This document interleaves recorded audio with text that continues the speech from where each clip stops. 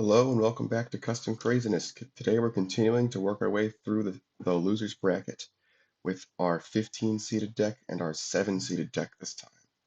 In the 15 seed we've got the Shadows and the X-Nauts. This is a pretty straightforward deck. They've just got a lot of plus power. They do have some things where they want to go where other people have more power from the Shadows, but for the most part they're pretty straightforward. Not a lot to them compared to other custom decks, but they get the job done.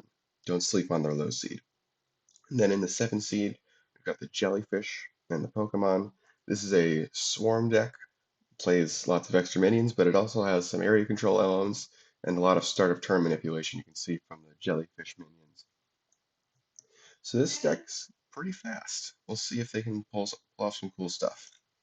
Starting off in game number 1, we've got our low risk base deck, and the lower seed is going first. Let's jump in. Alright, so this starting hand is actually not bad. Tech XX and Dark Knight on Pandora seem like a pretty obvious starting move. Just get some card draw going. And Pandora is going to be powering up Dark Knight, obviously, so that we can use Tech XX for draw.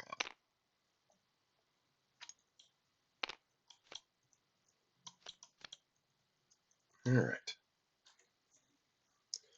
What are these guys doing? I think I want to play Narcomedusa. We've all obviously got a hand of just minions, so only playing one card right now. I want to say the Narco's the best to lead off, but maybe we do Irukandji instead, because that is also a snowballing minion. The longer it's out, the better. Yeah, I think we'll do that. I don't think I want to contest Pandora yet, because what I'm thinking is eventually we can put a Narco on Pandora and power it up for +3, becoming +5. Hopefully. That's the idea. And Dark Knight does complicate that a little bit, though. Alright, what are these guys doing? Start with Tech XX, probably. We can go ahead and bury a Shade on Nightmare World, which should be 22.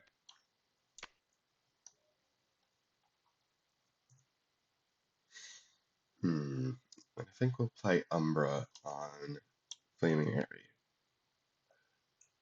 Just get some movement potential up. Let's see, we also have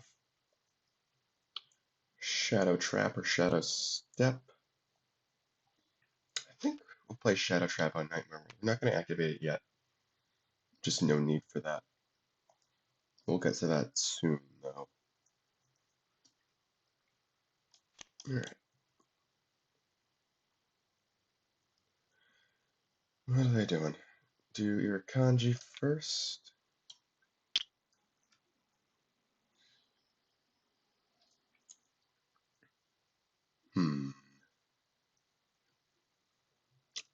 I don't like the setup Shadows I have going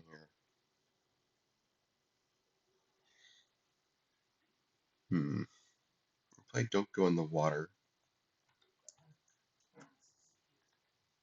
Unfortunately, there's not really a place we can put this where only we will get the benefit, but that might be okay. I think what we can do for now is we can just play Don't Go in the Water on Nightmare World, so then we can get one turn out of it for free, for one turn at least. Alright. And then I think we'll play one of these guys over on the area. Probably just Grottle.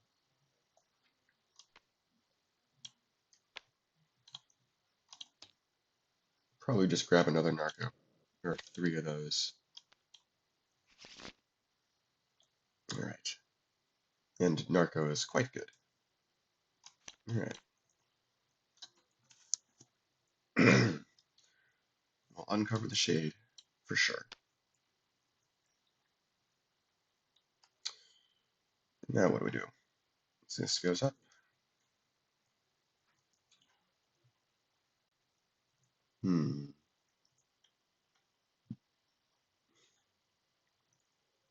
Let's see, can we... Well, let's see, something we could do is Dark Knight over to Nightmare World, but I think we're nowhere close to breaking it, so we'll leave that alone for now. Yeah, I don't think we're doing Dark Knight this turn. I think we just want to keep him on Pandora for Tech XX for now. Okay. Can we break Nightmare World? It would be difficult, probably, but not impossible necessarily. Let's see. On our own, we can move over Umbra, and that would be 6 out of 24. Then we could power up the Shade for 9. We can play Grotus for 6 power, 15 out of 25. Grotus X is 19. Yeah. Okay. Yeah, nothing Shadow Trap can do would quite get the job done. So I think we'll bury another Shade there. I guess we're not playing an action this turn.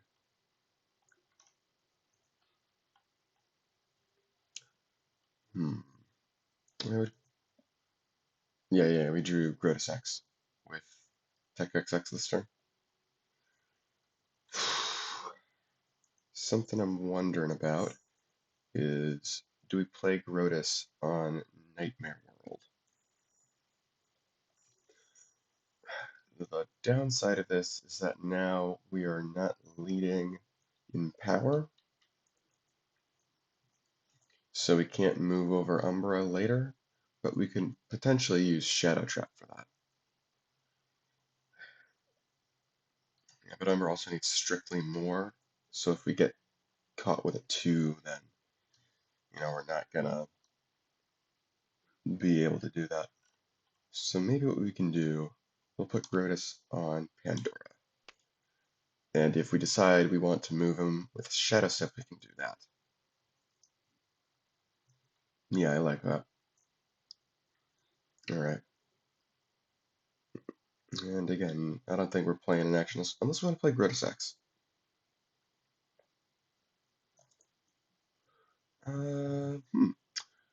I think Grotus X would be actually pretty good protection against Jellyfish because quite a few of their minions, especially the lower tier minions, do try to affect our minions. It obviously doesn't protect against go in the water, but that's okay.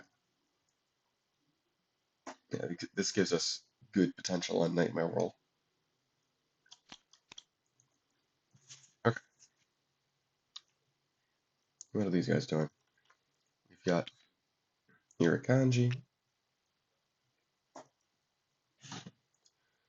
And yeah, we definitely want to start going for Nightmare World, or at least putting a bunch of stuff out there.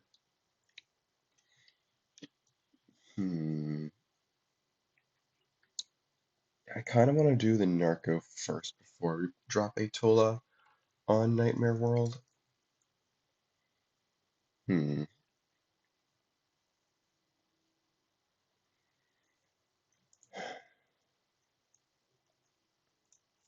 I guess we should start with Don't Go in the Water.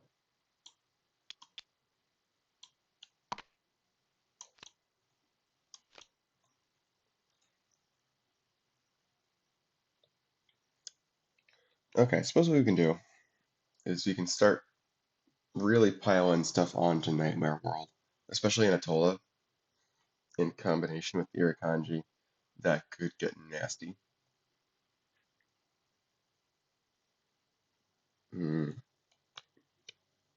So what we could do is we can do both of these at the same time. We can put a Narco on Pandora and use Not Ready to play Atolla on Nightmare World.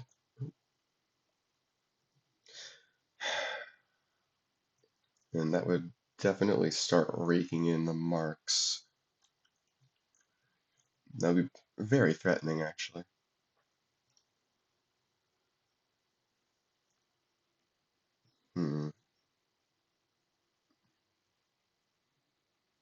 Yeah, it would make it really hard for them to bust whatever base the stuff ends up on. Dark Knight means it might not necessarily be Nightmare World, but we're okay. Hmm. Yeah. And the Pokemon leader also has a Starve Turn ability, so I'm going to try and save at least one copy of this for that. But there are two of them, so if we want, we can use one right now. Maybe it's better to just save that for breaking a base, though, like with Narco. We'll see what happens. Hmm. We can also use Parental Bond to do this. As far as using the card's will goes, it's not bad. Keeping tempo is important, especially since we don't have extra action plays, and this deck has fewer actions than normal. So, yeah, using an action to keep things going might not be a bad idea, especially when the way we're using it doesn't really put any bases close to breaking. Yeah, do this. Atolla places a mark on a minion. We'll do a minion there, but we'll do Shade. And then our normal minion will be Narco. And that's it. Okay. What are these guys doing? Gonna uncover another Shade. Oh, breakpoint's now 25. If they want to go for Nightmare World, it might get expensive, especially with Shadow Trap potentially doing some stuff. We want to make sure that we overcome them by enough that the Irukandji isn't going to matter. Because right now it's dishing out a -5, which is not great.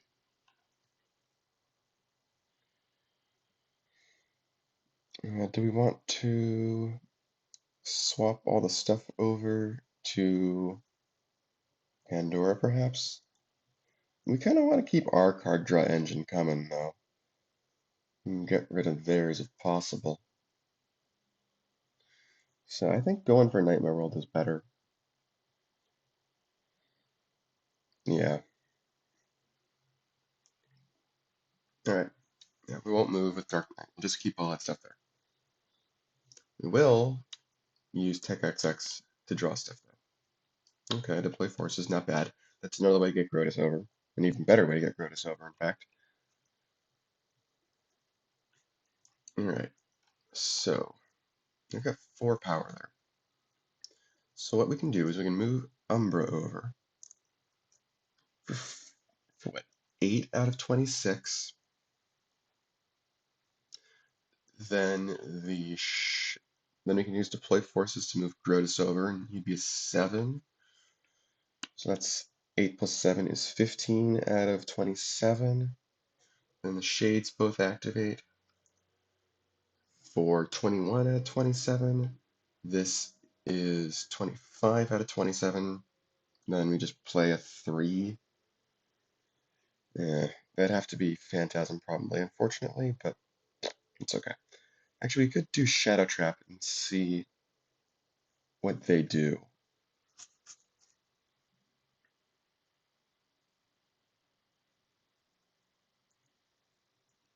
Yeah, we can gauge what we play to that. What's the worst thing that they could play as far as swinging the base goes? How much power would we have? We'd have 4 plus 7 is 11, plus another 6, well, another 10 really is 21. Yeah, I don't really see the whatever they have being enough to overcome that. So I think we're pretty safe to use Shadow Trap now. And we'll do it before they commit anything so that they don't know what they have to waste. Now, what do they have? They don't really want to waste the Narco, even though that would be the smallest body. They definitely don't want to waste Frogadier. Actually, none of these minions are great to waste. So this is going to be a difficult choice. Hmm.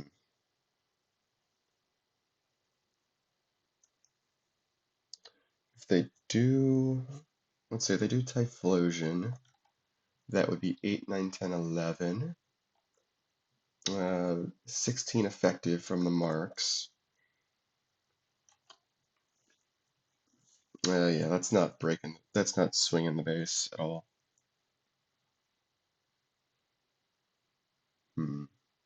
Put a Narco there.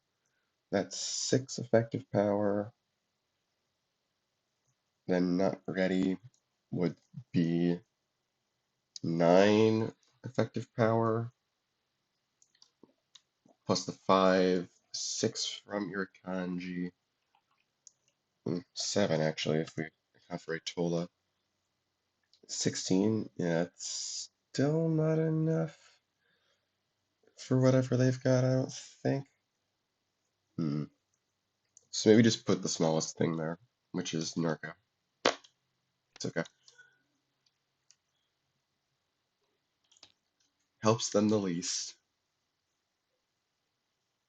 Okay. So now Umbra moves over. Gets +1 from his ability. We'll play Deploy Forces. And we'll move Grotus over. Grotus will use his ability to get somebody to 11. And this is another argument for not playing Typhlosion, is that it wouldn't actually prevent Shadows from doing everything. Like, that only gets them to 8, 9, 10, 11, which they can do anyway. They can actually outstrip that with Grotus, even. Then they'll do the Shades. One of them gets +3.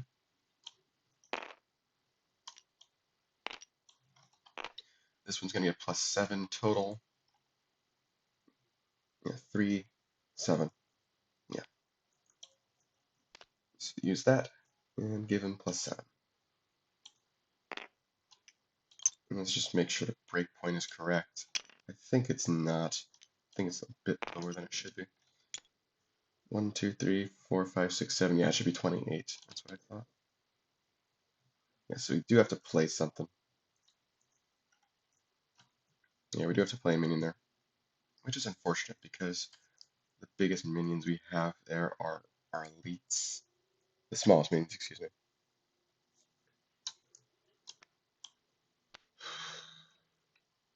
So I'm just wondering what the best thing to do with that is. It has to be a minion because we've already played an action. We've played deploy forces, which was definitely a very good action to use in this. It might be better to do Shadow Step instead, just to save the minion play. Yeah, I think I like that.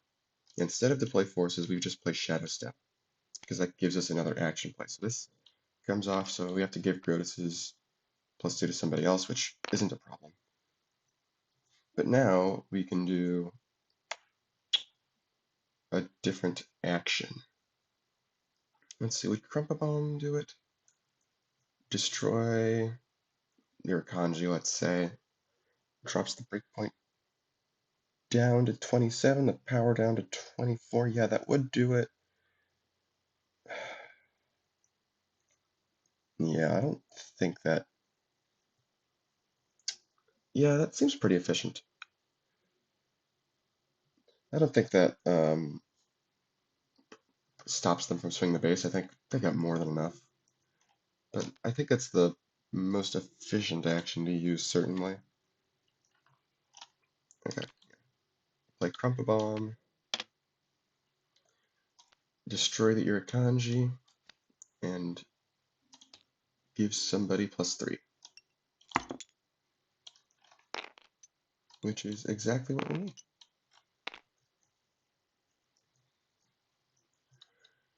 Alright. Nightmare World will score. They don't got anything. They got not ready for this jelly, but that doesn't swing the base, you know? So yeah, they're just gonna be sad. And we'll get the 5 and the 3. I am sort of debating returning something with Shadow Sneak, but no, we'll have better targets for that.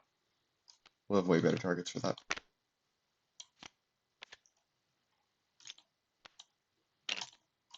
And Shades can come back from the discard pile, so we're going to put them in their own pile.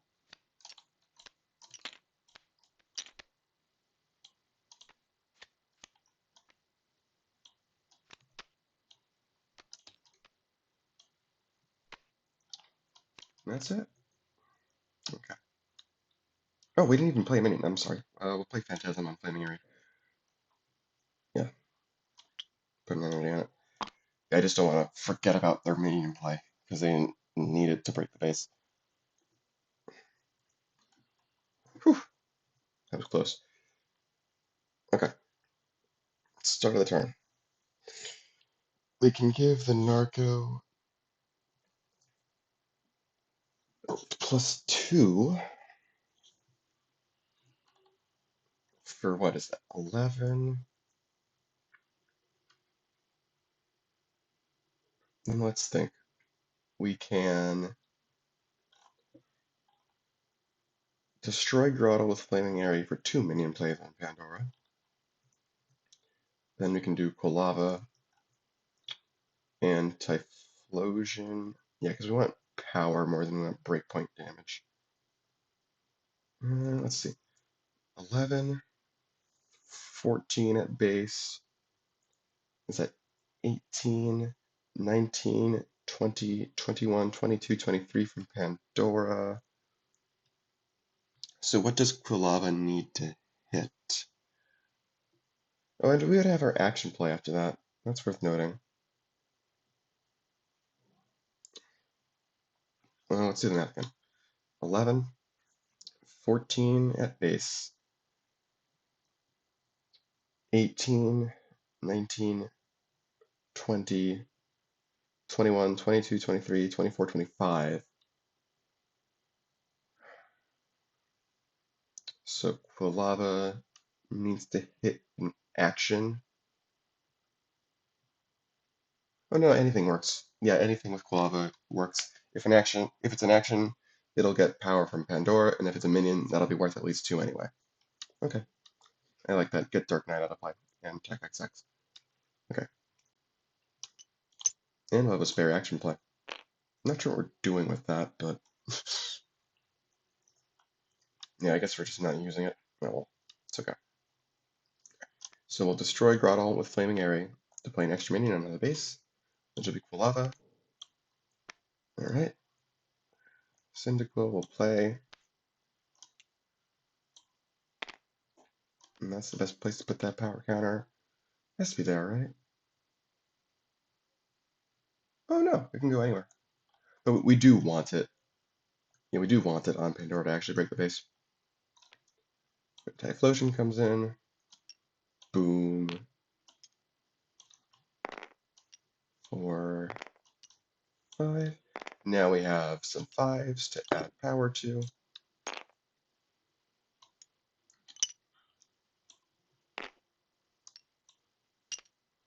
In case you're wondering, this is not the leader somehow, even though it is quite good. And Aquilava is a 5 too. We'll account for that.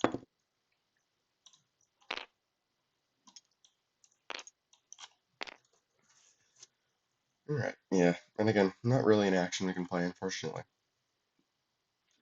Not really anything they can do to swing the base, though, so washes out, I think. Alright, basically a board reset. Other than Phantasm, which, you know, it's not nothing. And we'll do Shadow Sneak to return Typhlosion, because that is definitely the best Shadow Sneak target. Probably better than the leader. It's just faster. Start turn abilities are slow.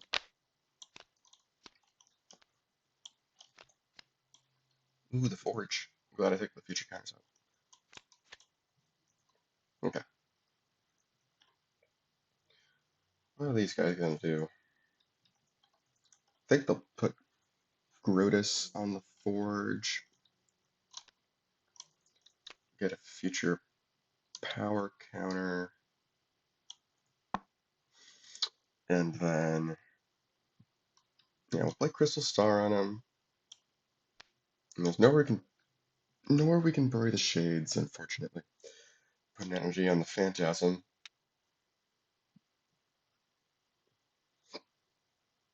Anything else? I don't think so, no. Yeah, that's it. Alright. What are these guys doing? I think they can put Turtwig on the Airy. It's a pretty good thing to put there. Kinda would have liked to do Trade Evolution, but that would mean giving up Frogadier, which I do not like. Frogadier is another one of those cards that really helps this deck break bases. Hmm. Perhaps we do Turtwig on the Forge and level it up into something to get 2 future counters. The third Narco, perhaps? It's not a bad idea. Hmm. Yeah, uses an action. And Turtwig goes back to our hand conveniently. Alright, so yeah, which 2 do we want? I think we want draw and... Is our discard pile good enough to warrant a reshuffle card yet? Counter, excuse me. Sort of. Hmm. Not really, I don't think. Not yet. Do level up Turtwig into a 3 or more. Well, 3 or less. Which 3 or less do we want?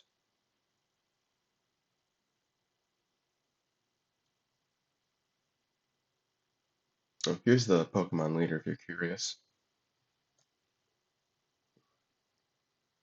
It's pretty good. Yeah, I think I was saying just grab a Narco. I think I'm going to stick by that.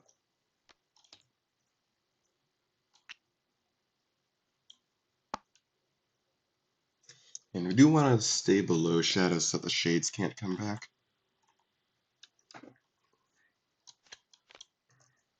Okay. Did I shuffle the deck? Just in case. Okay. Forge. Can we break it? I don't think so, right? We got 4 of the power we need for free. So that'll be 10. We can start with Energy and Phantasm. So that's a 6. Yeah, I don't think we're getting anything like that pulled off right now. Something I do kind of like is deploy forces on the Forge. It'll help us farm it for future counters.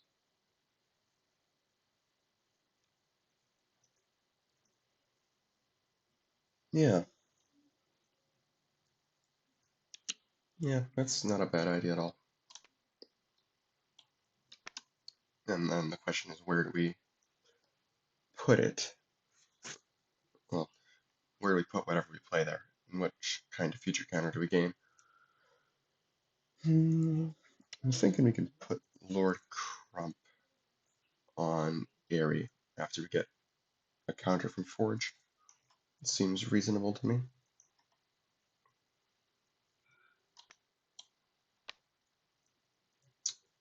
I think their discard pile might be good enough to warrant a reshuffle counter, but also their hand is not great. So I think that trumps wanting the reshuffle. Okay. Yeah. Then we'll do the plus power and then deploy forces so that Crump can move. And he is a 3 right now. So he can use his talent to increase the breakpoint by 3. Okay. Yeah, I don't think we need to increase Forge's breakpoint right now. Not yet, at least. Even though we do know they have Typhlosion, I don't think they'd be able to pull it off with the Narco only being +1. Okay.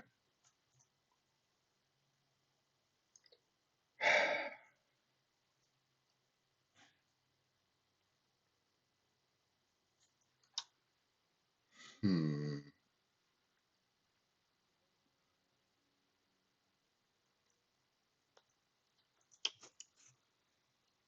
I would like to get rid of that phantasm, but it's quite expensive to do so.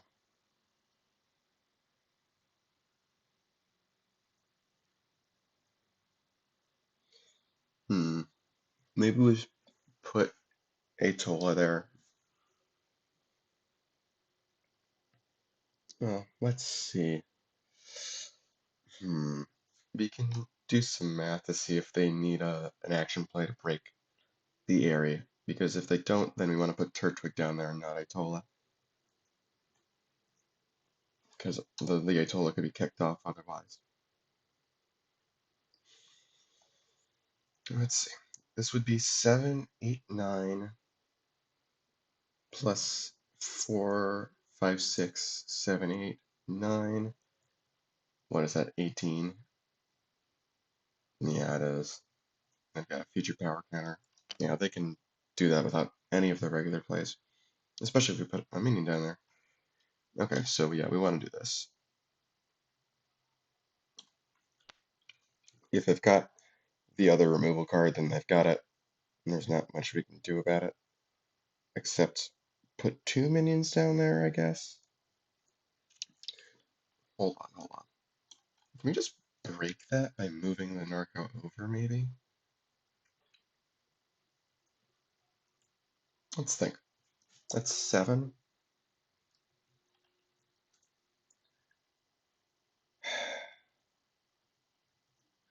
This would be 10.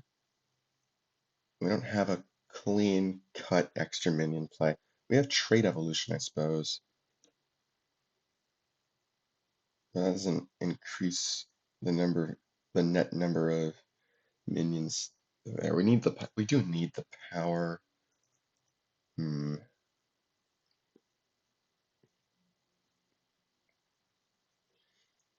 If that, no. Typhlosion is just always better than Torterra here, I think. Hmm. Let's see, 7. Let's say that's 11, 12, 13. Let's see, not ready would be 14, 15, 16 from Typhlosion, 17 from Narco's ability.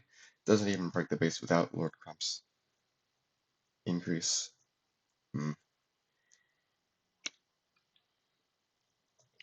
I'm kind of thinking we should put the Narco on Flaming Airy anyway to guarantee presence, because being down 12 to 11 is a lot better than being down 12 to 8. So we really want that 3VP.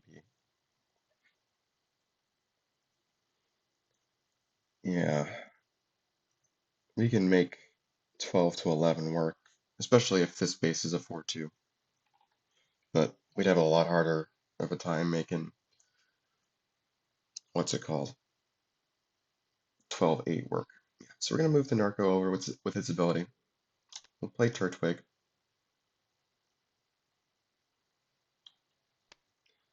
Uh, hmm. Wish we had a minion. Well, no, we can put a minion out with a mark.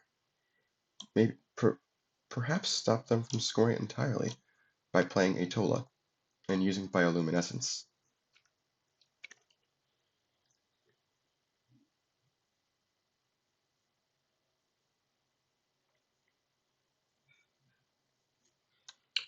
Yeah, maybe we incentivize them to break the. Hmm. Maybe we I'm thinking maybe we incentivize them to break Haunted Mansion instead of one of these bases, or perhaps, we'd have a hard time incentivizing them to score the Forge with deployed forces there. But it's possible we could make them want to go for Haunted Mansion instead. The best thing to do would probably be to move Grotus away. but that means we play the Atolla on the Forge, which means we probably want the Narco and Haunted Mansion.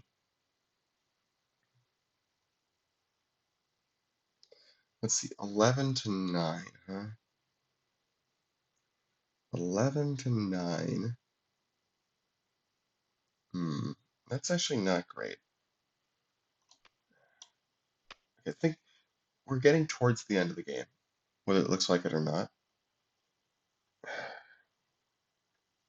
Would we rather be at 11 to 9?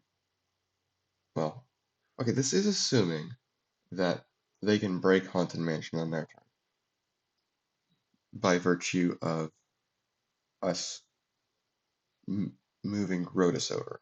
And in fairness, that's not an unreasonable assumption, given that 8 of their power can come for free, so it's starting at 10 out of 18. There are definitely hands they have that can add 8.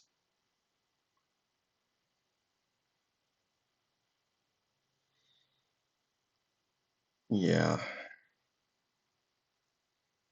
Yeah, they definitely have hands that can break Haunted Mansion.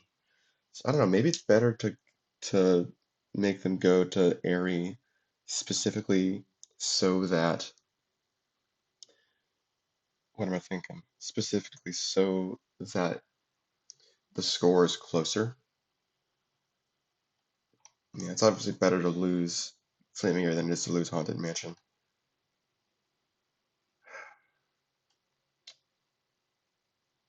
Yeah.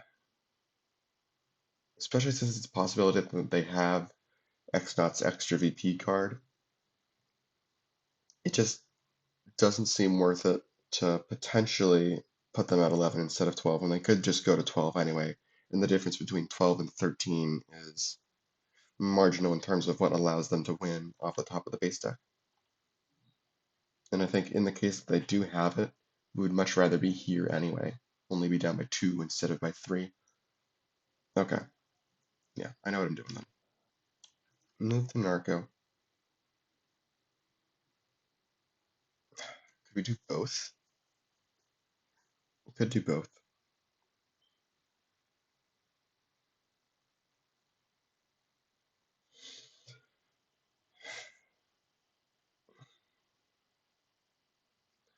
Hmm. We could do both. We could both put something on the Airy and move Grutus away from the Forge. The only thing I don't like about moving Grotus to Haunted Mansion is, again, that it's 8 free power. And if, let's say, they've got the other deploy forces to move the Phantasm over, like that's what, 8 plus another 8 is 16, and then any minion would do it.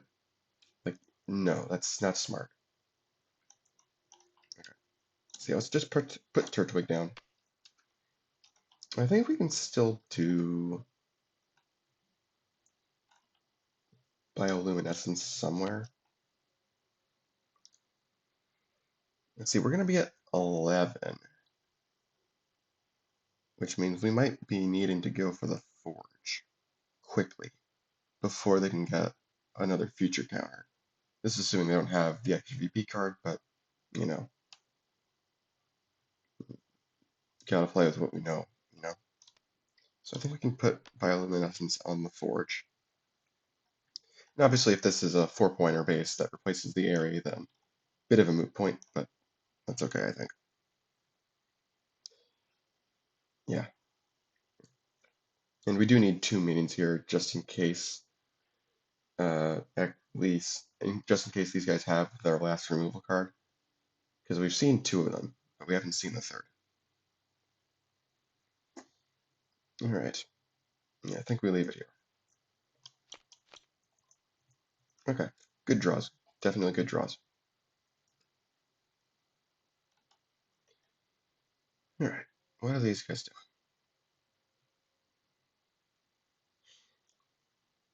doing? 18 cards left.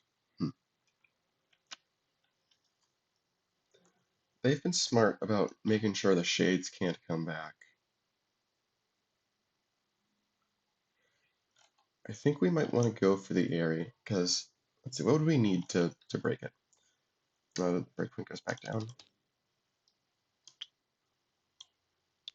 This is going to be a 4.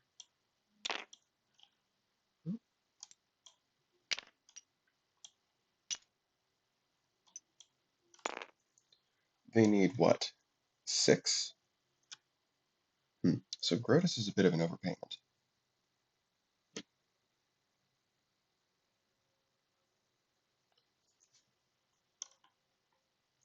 There's a difference of 5 power between them, so they could use other side for Dark Knight and the future power counter to break it, and then they'd have the normal minion play for, I suppose, Crump. I like, yeah, Crump on Haunted Mansion.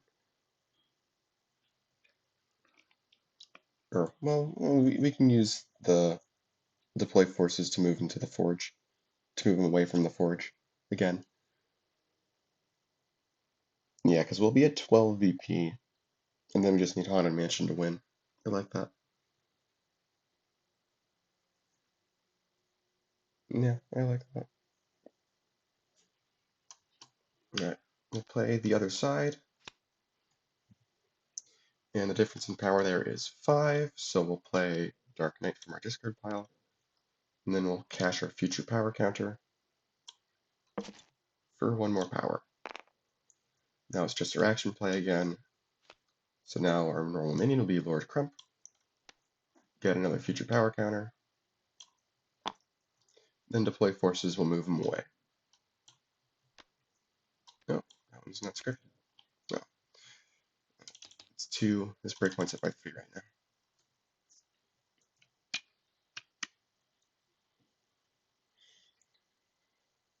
now. Alright.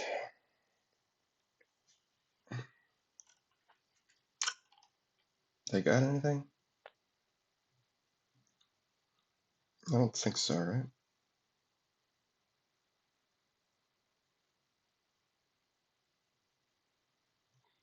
Yeah, no. Okay. 4, that's 3.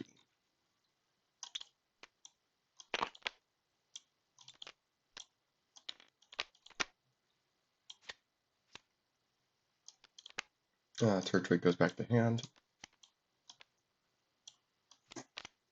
Anchor Watch. That is not the base Jellymon wanted to see. Okay.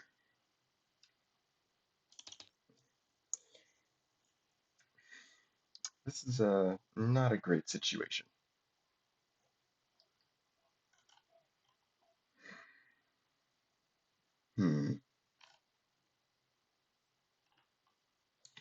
What do we think they would grab if we axed Grotus with Trait Evolution? Because I think that's a good idea.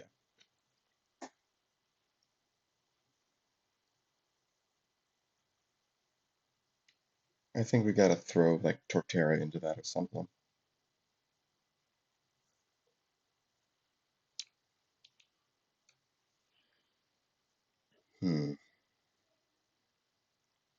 Yeah, it looks like the path to victory for them is gonna be the Forge. Or at least they're gonna have to tie the game at 15 and win something else after that.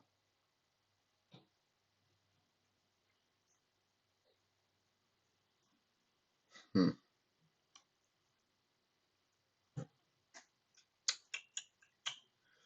Yeah, that's really unfortunate because it means it's gonna take them a little while to get through things to actually break the Forge. And we can't force them to spend their future counters. But let's see, if we don't, what am I thinking? If we don't get rid of Grotus, this breakpoint goes back down. This is a free 9 power over here for 11. The fact that well, what am I thinking? What am I thinking? The fact that Shadow Stuff's gone is good. The fact that the other side is gone is good. Grotus X being gone is good. So it's not a guarantee that they win next turn, but it's not looking pretty right now.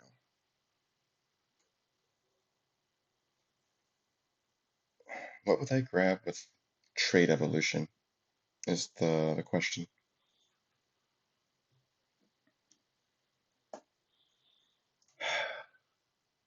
Grab Shadow. Even Shadow Queen wouldn't be enough. It wouldn't be more than Grotus.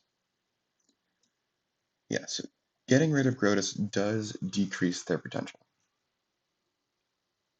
So I think we should do that. It gets Jirachi out, which is nice as well.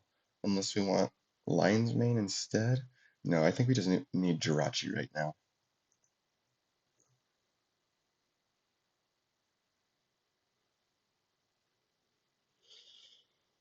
Yeah. We'll throw Torterra in there. We'll do Trait Evolution. Torterra is nice, but it's just the time for something else right now. This gets a reshuffle counter. And we're going to use a draw counter after we do Trait Evolution. Alright, destroy Torterra and Grotus. It's equal to less, right? Yeah, equal to less. Crystal Star goes away. We grab Jirachi. They'll grab... What do they want to grab? Probably just Phantasm? Yeah, like I was just saying, Shadow Queen's not more than Grotus, and they can't break Haunted Mansion next turn with that, so... Okay, this goes in stasis. Yeah.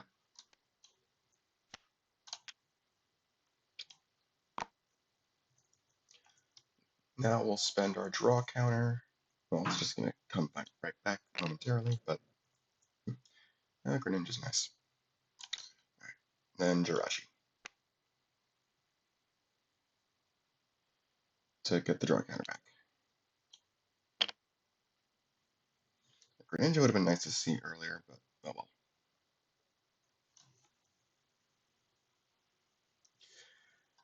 All right. Now we draw.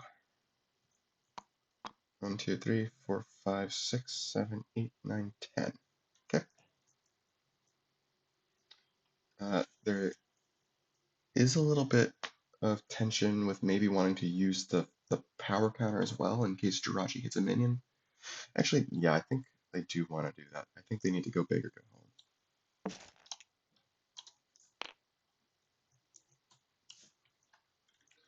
Alright, this comes off.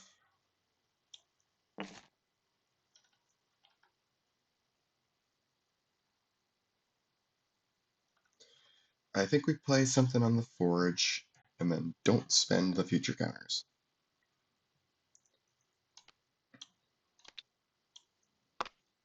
Yeah. Yeah. Getting rid of Grotus does hurt because it had Crystal Star on it. So we can't use that extra power anymore, but oh well. But yeah. Now we just keep 3 future counters and keep a minion there. Because they don't have that much removal. Especially for things that aren't 2 or less printed power.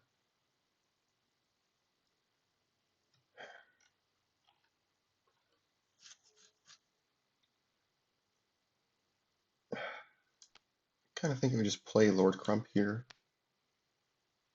We can do this thing on the forge again.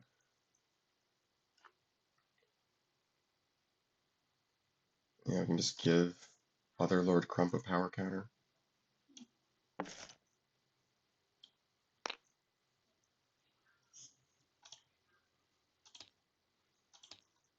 And then play Lord Crump.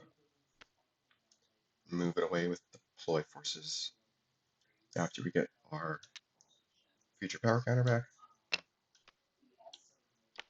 And then we up the rate point by 5. 1, 2, 1, 2, 3, 4, 5. Okay. And I think that's it. Alright. These appreciate. Nope. There we go. All right, Jirachi, what you got for us? Mana War. See, minion. Yeah, if they need to break it and tie the game, then they just need to do that. It's better than uh, allowing. That's definitely one of the better things for them to do, unless they can score a Haunted Mansion, which I doubt they can. Well, let's think. If they do this,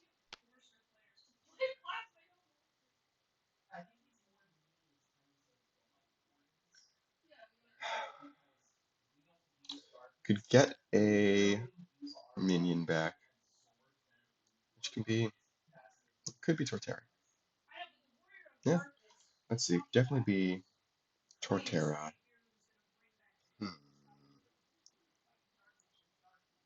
Hmm. Let's see. Yeah, we're essentially just adding 18 on our own, which is not great. Let's see. So that's 4. This would be how much?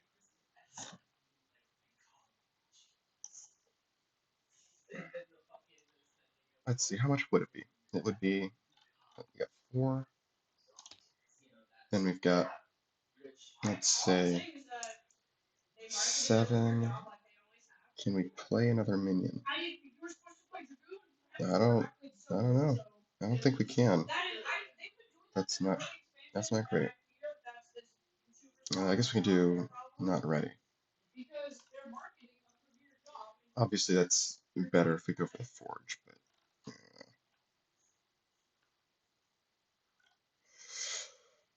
Hmm.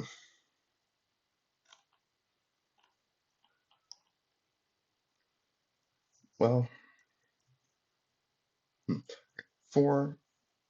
Let's say this is 5, 6, and then we've got 10, 11, 12, 13. Yeah, no, nope, doesn't quite work. It would work without the breakpoint increases, unfortunately. Hmm. Okay, so I guess we're just going for forge. We just need to do that. We need to get deployed forces out of play, is I think the main thing. Yeah, kind of is.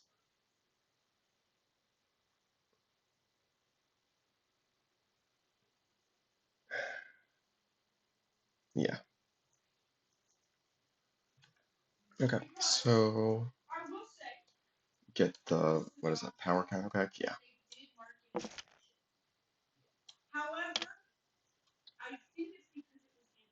Okay. Now, what now? We can do Manowar. Yeah, we'll get back Torterra.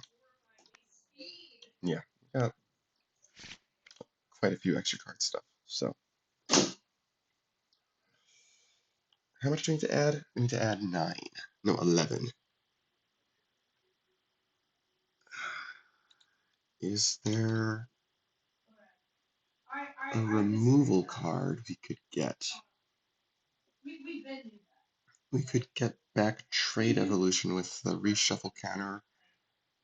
Just hope that we draw it, I guess. We need to have something of 3 or less there. I could do Frogadier. And that would actually be good for Trade Evolution from the perspective of this doesn't care if it leaves. And we can replace it with Typhlosion. Yeah, I like this plan. It's obviously a long shot, but it pays off. It'll be awesome. Get back Trade Evolution. Maybe we should.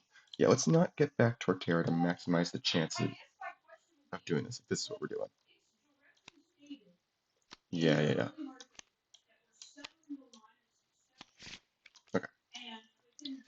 Now we do normal minion.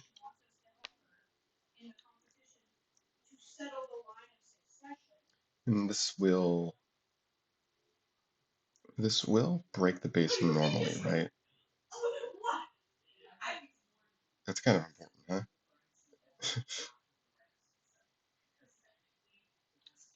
Hmm. Yeah, I do have to actually do it now.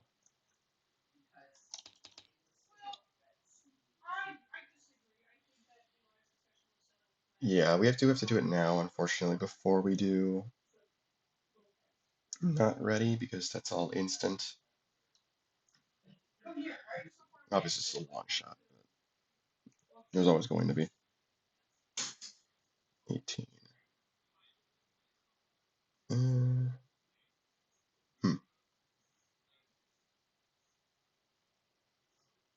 What do I do if this doesn't hit?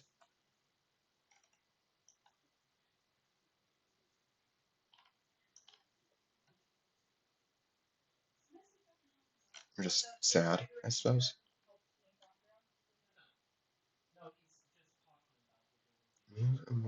Yeah, it's 2 here.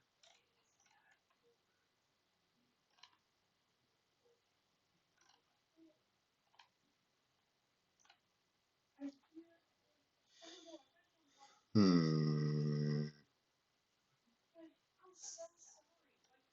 18 out of 20.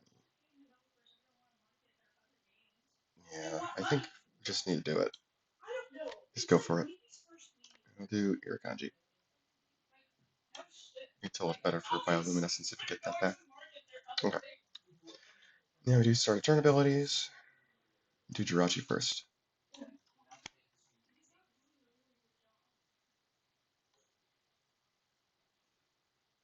Uh-huh.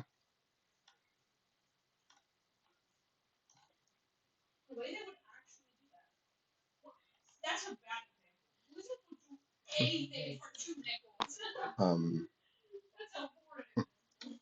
well, they got their thing back.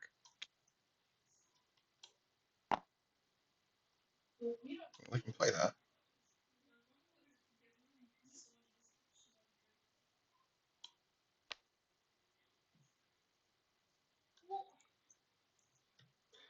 And they can't break the base. They're one off. If they'd used Frogadier's talent later, then they would have had it, but yeah. They also couldn't have used this power counter because they used it last turn. Yeah. Yikes. It doesn't lose them the game yet. And it's actually kind of threatening. I'm gonna do your kanji. This one gets a mark as well. We also have Mana War now. We'll get back. We'll get back Torterra. Actually, no. Lava.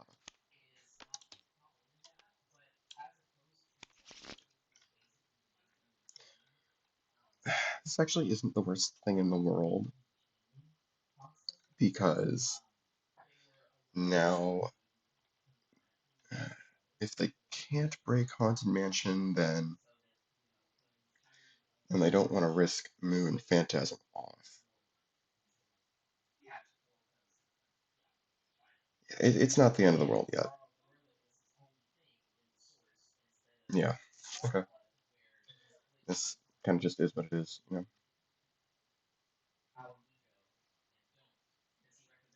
All right. And they're probably not winning this base. Okay. Now what? Breakpoint goes down.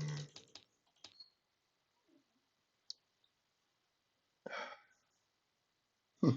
This actually isn't a done deal yet, I don't think. Unless we can just break Haunted Mansion. This is 5.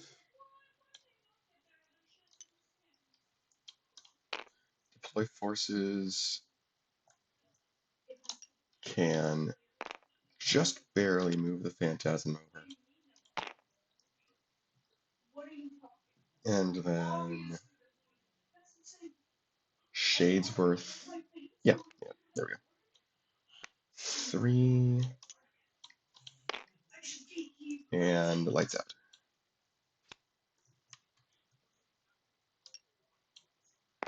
That'll do it.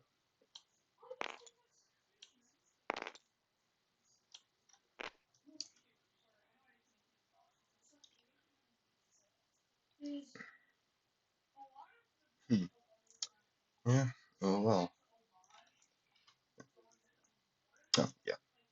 The last power is because the Crump isn't scripted for whatever reason. Don't even need their future counters from the Forge. I mean, for what it's worth, we've got Greninja. If they were somehow able to break the Forge from this state, then they would win, but they can't, so.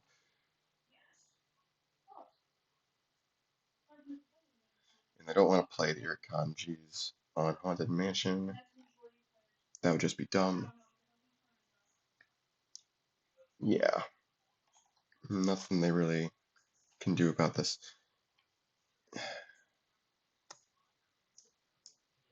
Yeah, it's got to be a breakpoint of 19 or less. Oh well.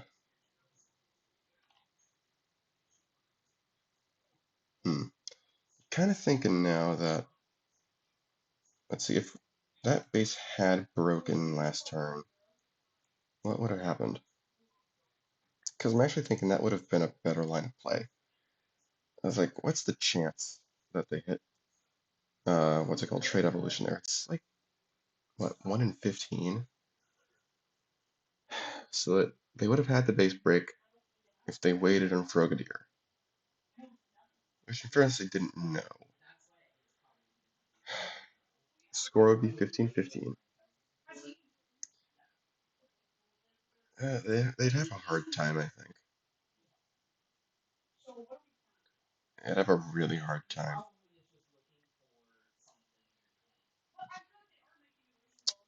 Mm-hmm. Yeah, I think we just leave this as is. These guys, I think they would win anyway, because score would be 15-15. They don't get the Phantasm, but they would have other stuff. Like, they'd have 3 Shadows, they'd probably just put Twilight Zone down there to prevent them from throwing anything down there on their own.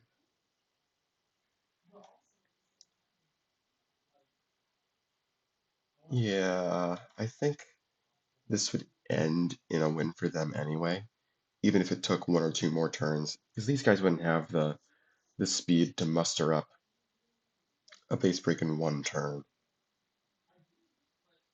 And let's see, what would the replacement base have been? Yeah, no. Yeah, I kind of just got tough luck with that base flop. If Dark Web had been Anchor Watt, then I think they would have had a fighting chance. Oh, hello. This is the 7th seed. They could bring it back in games 2 and 3. They're by no means sunk yet. We'll have to see if that happens, though. Alright, and it's time for game number 2. Uh, Jellymon are going first this time since they lost the last game. We're using our medium risk base deck. Let's jump in. Okay, so both Mana Wars in the opening hand is not the best, since their main thing they do is get us minions back, but we'll work with it. I think what we can do is start putting stuff on Ire. Do Jellyfish and I'll do Irukandji. Yeah, I think that's an okay start. Jellyfish is some nice protection, and not that that's really gonna matter. Yeah, ideally we just want to win that base and maybe even double score Forest Deniable while we're at it. We'll see what happens though.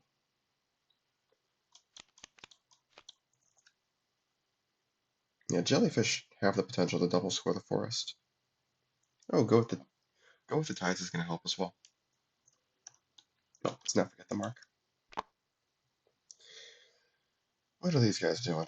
We got Tech XX again. Kind of want to put Tech XX in shade somewhere. Probably the forest. Yeah. At least get some value out of Tech XX immediately with the shade. Using its talent, since we do have the most power there, we just have 0. Then we can use Tech XX to draw a card. Okay.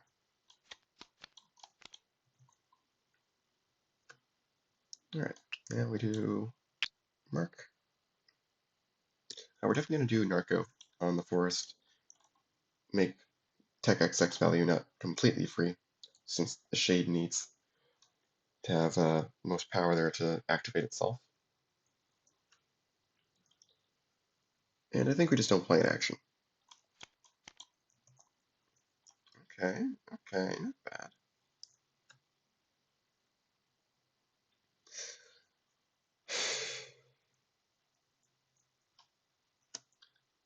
Let's see. Grotus would be 4, and then we can activate the shade for 7, 9, so it's 11 power. We actually get kind of close to just breaking it this turn, which is kind of funny. We'll also bury a shade on Ire. And now that we have the most power there, the shade can use its talent, and we'll use Tech X. Okay. I think that's a good turn. Yeah, it's not really an action we want to play, so. Okay. Irukandji goes.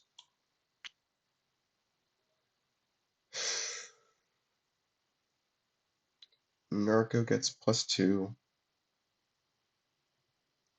I mean, we could just break Force potentially. Potentially. With Volt Switch.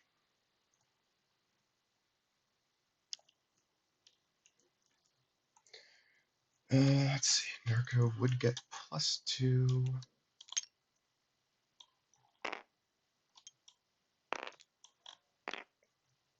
Then we'd have, let's say, Turtwig for 10, Typhlosion for 16. No, we'd have to use a Man of War. That's kind of sucky. But it does get Tech X and Grotus out of play, which is nice. Even if it loses the marks from the Irukandji. Could we also use Go with the Tides to score? I don't think so, right? It's only worth... Yeah, that's not worth nearly as much. Okay. So we'll Volt Switch, put the marks back, take the Irukandji back. Okay. And now we can play 2 minions. It's gotta be a Man of War, unfortunately. Oh, wait, hold on. Just in case, is that? Oh no, that is enough. Okay, good. That's much better. Much better.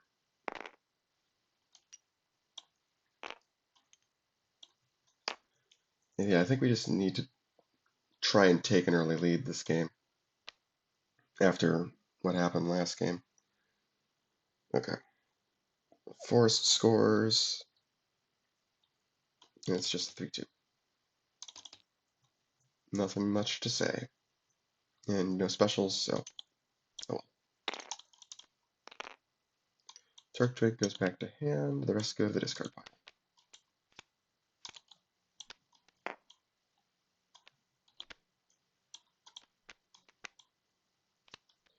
Put the shades in the shade pile. Oh. This is meant to be a 4-3-2. For some reason I have a wrong version of the file. I don't know how that happened. But yeah, that's a 4-3-2. It's not a 4-2-1. Ooh, Jirachi. That's nice.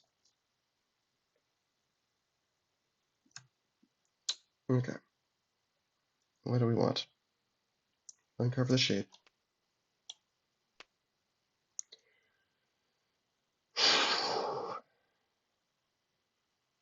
Let's see.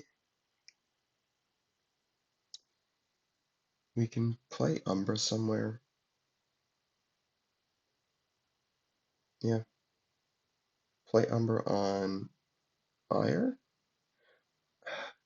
10 by 10 room is interesting because on one hand it gives you minions to draw, but those minions can only be played in 10 by 10 room. So there's a bit of a give and take. It gets near minions, but you can only play them in a specific spot. That's not necessarily as much of a problem for Shadows because they've got a good amount of movement, and so do X-Nauts, but still not necessarily want to stumble into blindly. That said, it still might not be a bad idea to put like Umbra there or something. Yeah. And again, no action we really want to play, so. We're going to put the presented stuff on this side. Okay, Phantasm. Okay. What are they doing? I think I want to go for 10 by 10 first. Ideally, what we can do is break 10 by 10 and then use the Manamorphs to get back Jirachi and Typhlosion. Yeah. Yeah, I think I like that idea. There's not really a an action, excuse me, want to play, but that's okay. We can just do Jirachi and that's okay. Ooh, Greninja. Glad that didn't get presented. Irukandji, that's fine. 1, 2, 3, 4, 5, 6, 7, 8. Yeah, good. Okay, what are these guys doing? We can bury a Shade on 10 by 10. We can't move Umbra away, though. That's a little annoying. We don't necessarily want to put more on 10 by 10 room with Jirachi there unless we can break it. We can put Crump there. But we can also just spread out. We can't go for Eternia yet. Eternia in the opening base spread is always annoying. I feel like it's happened the past like 3 game 2s I've done. It's weird. Hmm.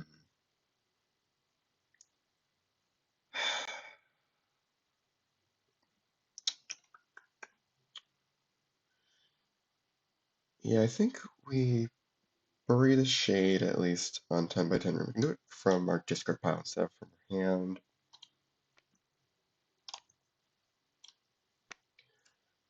And then we can let's play Umbra on Ire. Yeah, because that can move over to 10 by 10. Okay. Ooh, Shadow Queen. That's nice. And then we'll present with 10 by 10 room. What's your hand size? 1, 2, 3, 4, 5, 6, 7, 8, 9, 10. Okay, we're good. Nope. Nope. Nope. Yep.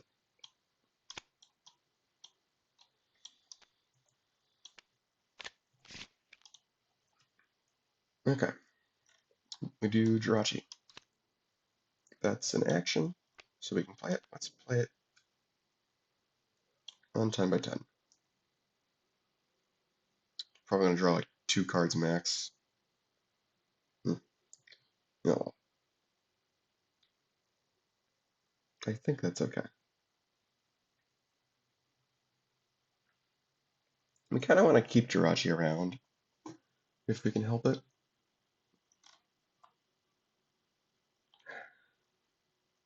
So maybe let's go for Ire first, if we can help it, you know.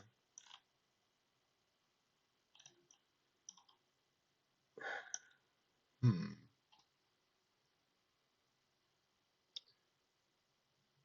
Let's start with Don't Go in the Water, I suppose. Mark. Mark. Okay. Draw. Ooh. Draw. Okay.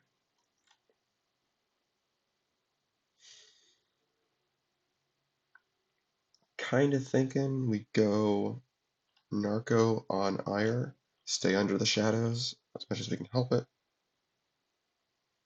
and then, yeah, no action again, but I think that's okay.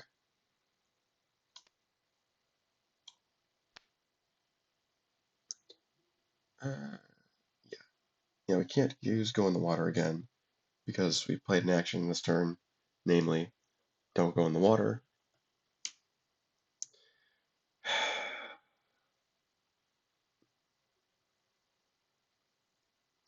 Yeah, it's unfortunate that they've got a minion there, but that was going to happen no matter what. Do we have a break on Ire next turn? I don't know, do we? We would have, well, let's say they break 10 by 10, then we'd at least have Greninja. Play Greninja on towers. Break towers at least. What's what? 4, 8. We can get to 9 on towers of Eternia. I don't know if we can get to 10. It's kind of awkward. Alright, well, we'll see what happens. Hmm.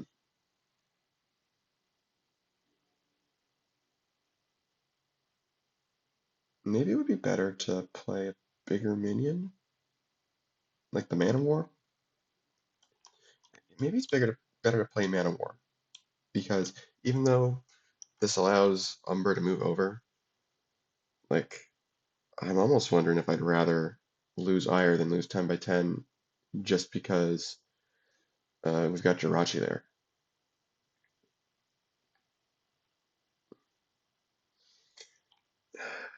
Let's see. Is there any possibility we could ever... Oh, okay. We can, I guess, give them -1. They can use Mana War's talent on 10 by 10, I guess. Yeah, I guess. Yeah, that'll do. Yeah, the reason I'm thinking we play the Mana War is because the Narco's only going to get to 4 anyway. I think I'd rather prevent Shade from activating power for free, just in case. Yeah, okay. And like we said, we do want to get Typhlosion and Jirachi back eventually, so at least if this Mana War survives, we get Typhlosion back. Okay. And what are these guys doing? They can uncover the Shade. Oh, present. 1, 2, 3, 4, 5, 6, 7, 8, 9, 10, 11. And we got a discard from hand size. And get rid of the presented Irukandji. Then we'll present another minion. Torterra. Okay. Interesting. Okay. Now these guys. We can only move one Umbra over. We can't move both over if we want to play this Umbra. We can't get above the 5 here for the Shade to activate for Shadow Queen. Can we break 10 by 10 room? If we break 10 by 10 room, then the Mana War just gets Jirachi back, but that might be fine. We also can't activate the Shade here for Shadow Queen. That's annoying. If we had Shadow Trap, then I would Shadow Trap him on Towers of Eternia, but we don't. Because then at least one of the Umbers can move over, and we have a pretty easy time breaking it after that, I think. But what can we do on 10 by 10? We can move Umber over for 12. Shade activates for 15. Shade activates for 15. Play Shade for 18. Yeah, that doesn't. Can we break Ire? That seems a bit harder. Umber moves over for 11. Shade activates for 14. Looks like we can do it. I think I'd rather not do that though, because the boxing ability. I'd rather not lose shades that way. Yeah, let's just break 10 by 10.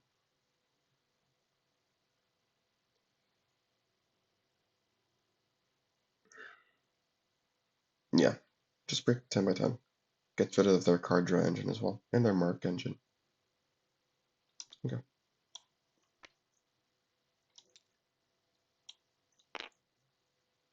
Play shade normally. This guy gets 3. This guy gets 3. And we play lights out.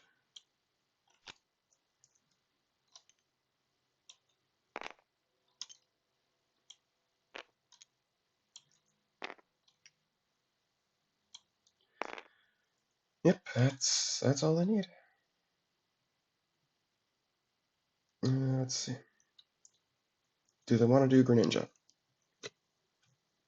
I would love to do Greninja if they can actually break towers.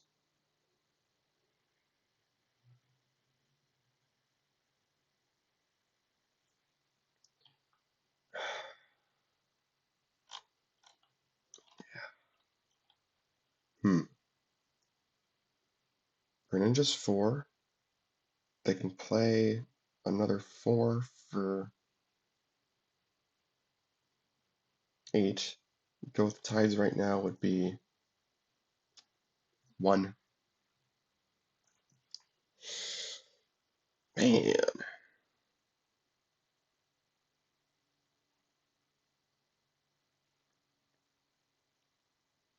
Hmm.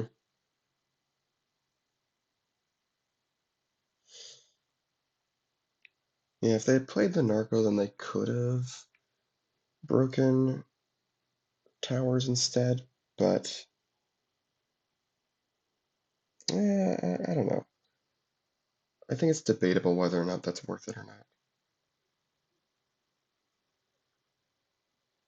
Because you're giving up the Narco, because Greninja's probably saving himself.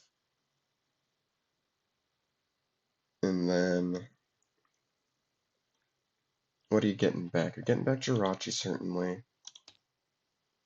Getting back, what, Volt Switch, I guess? Yeah.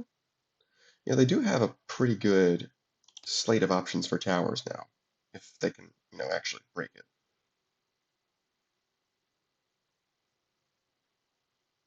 Yeah. Oh, well. It's okay. They'll get 3 from this, at least. 1, 2, 3, 1, 2, 3, 4. Yeah, they're not going to bother with Greninja, because that ability only lasts until end of their turn. So they want to save that.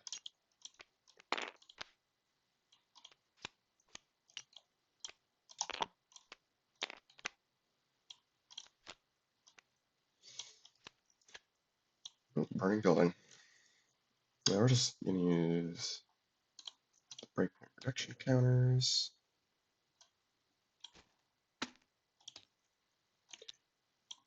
And place one on it now. Okay. 1, 2, 3, 4, 5, 6, 7, 8, 9, 10, 11, 12. Okay, what are they getting rid of? We'll get rid of 3 shadows. We'll get rid of a Lord Crump, I think. Yeah, seems good to me. Okay.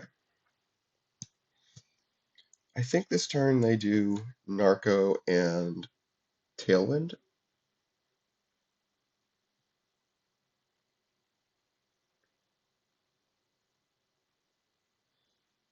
Because let's think. And we've also got Mana War. Do we want to shuffle stuff back, or do we want to save it for towers? It's a good question. Let's see, the score is 6-6. If we break Ire, that's 11 points. So we definitely want to break Ire and win it. Because them being 11-8 might be a lot worse, because they have an extra VP card, which means Burning Building could win the game for them afterward. We'd be banking on seeing a 4-pointer anyway, no matter what.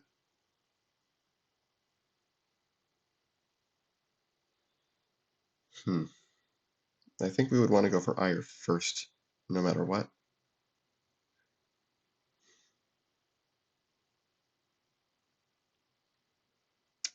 Yeah.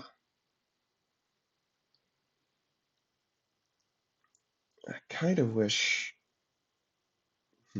Maybe what we should do is play an Irukandji so that Go with the Tides has a bigger minion, a bigger stack of marks to pull from. And we can put that on Ire. Yeah, I like this idea. How many marks would we need to get towers to have a chain score? We would need 6, I guess. That's gonna take a while. Oh, we also have Mana War.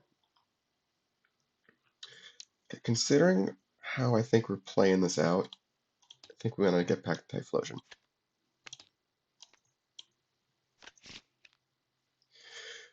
Yeah, and then I think we play Irukandji, and then we'll play Tailwind.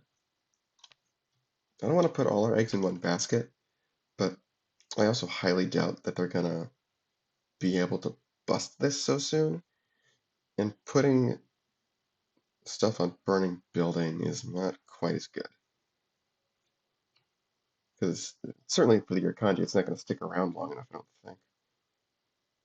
Even if we find a... Well, I'm not ready. The Atolla would help as well. Okay, so maybe we do put the Irukandji here. It's better for Narcomedusa as well.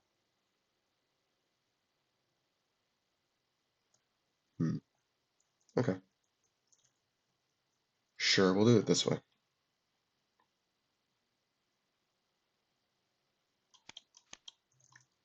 1, 2, 3, 4, 5, 6, 7, 8, 9, 10, 11. What are we getting rid of? I think we can get rid of Cyndaquil. It's kind of just a 2. We've got better 2s. Yeah.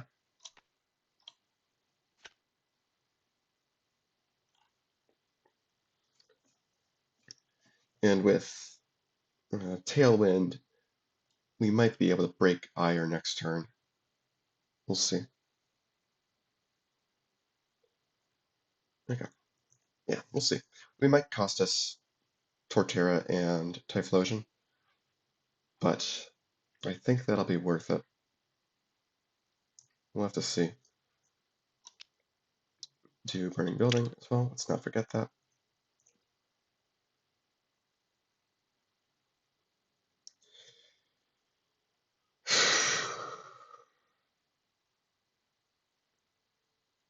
I think we have a plan to bust towers next turn, but we also might want... I don't think we're going to put anything on Ire right now. I think that's just a death trap right now. So let's do this. Let's bury a shade. Let's play Dark Knight on Burning Building, because then we can pivot stuff to wherever. Yeah.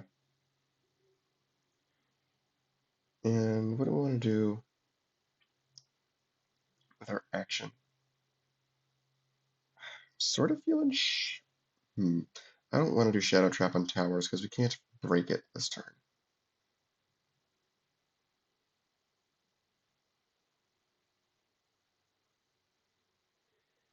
Do Shadow Trap on Burning Building? It's not a terrible idea.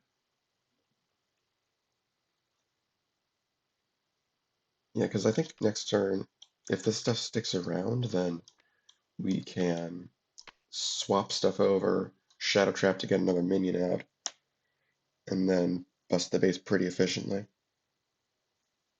Especially if we consider our order of operations carefully. Yeah, okay. We have to do breakpoint reduction. And yeah, I think a Shaper right here with Dark Knight is going to help a lot. 1, 2, 3, 4, 5, 6, 7, 8, 9, 10. Good. And deploy forces, that's also good. It's a good thing to see. Alright, start of the turn. Let's just do the math.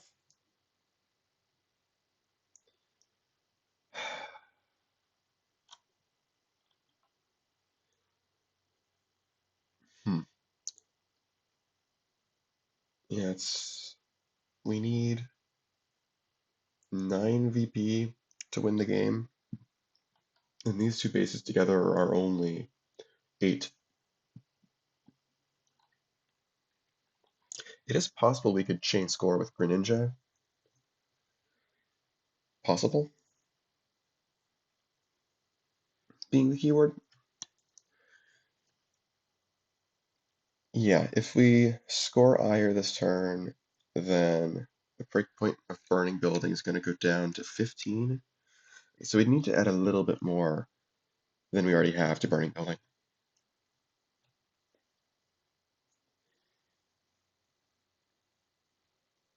Can we break Ire if we use Tailwind?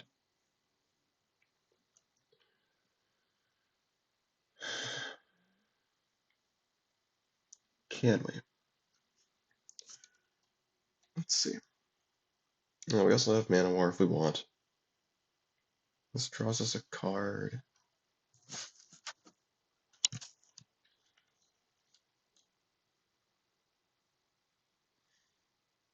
Oh, we have to do the Irukandji as well. May as well do that now. Let's see. We'd have. What would we play? We'd have. I guess a bunch of these minions are worth pretty much the same amount. Oh, we have Torterra. Right, we have Torterra. We can play that, and that would be 5 right off the bat. For 9, would we have any other ways of playing extra cards, though? I'm not sure.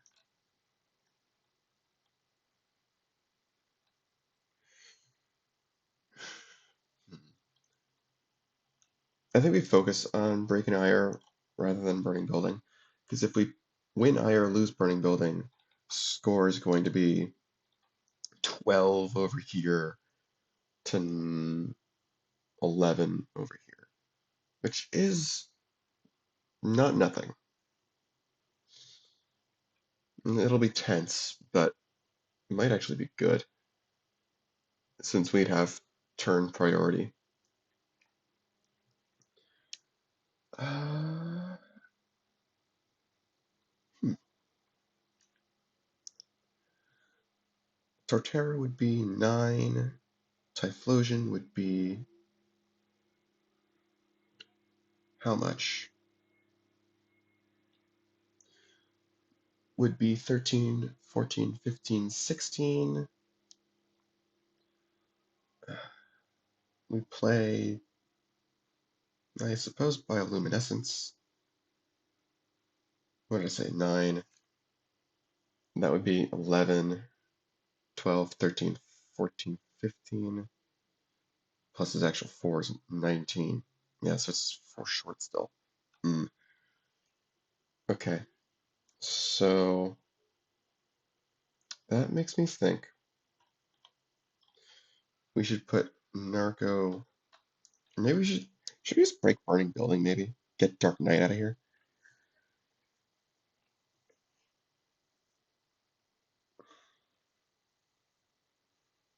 Quite possibly.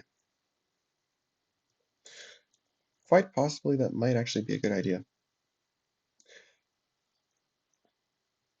We could probably use Tailwind to do that as well.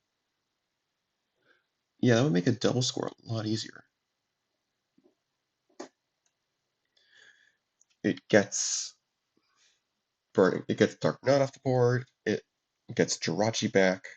I think there's a lot of good stuff going for that. Do we want to do Mana War? I don't think so, right? I think we're fine with leaving all this in the discard.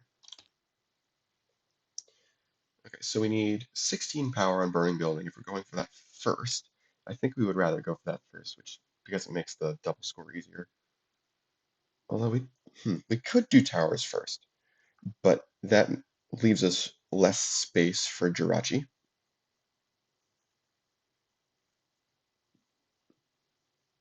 Hmm. We'll figure it out. We need to add 20 power on the board net. Oh yeah, doing Burning Building first also helps because go with the tides. Yeah. So let's think. We can we can break Building pretty easily with Torterra Typhlosion.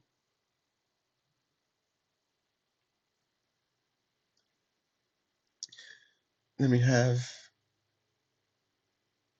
an action play, which is kind of useless. We got bioluminescence, I suppose. Hmm. Maybe it would be easier to do towers first then, because that's also something we can do with just Torterra and Typhlosion, and then we have the towers stuff to actually break Burning Building, and it would be slightly cheaper as well. Hmm.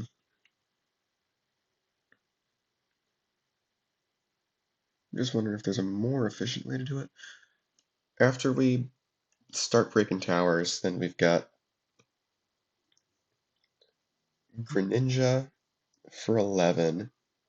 Volt Switch replays Typhlosion, perhaps? And that would be 11, 15 on its own. It would be. Yeah, that would do it. It's sort of a long and complicated way to get Jirachi back.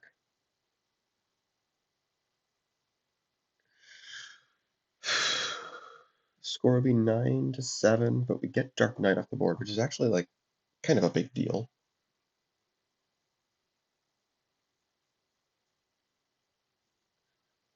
That is kind of a big deal, isn't it?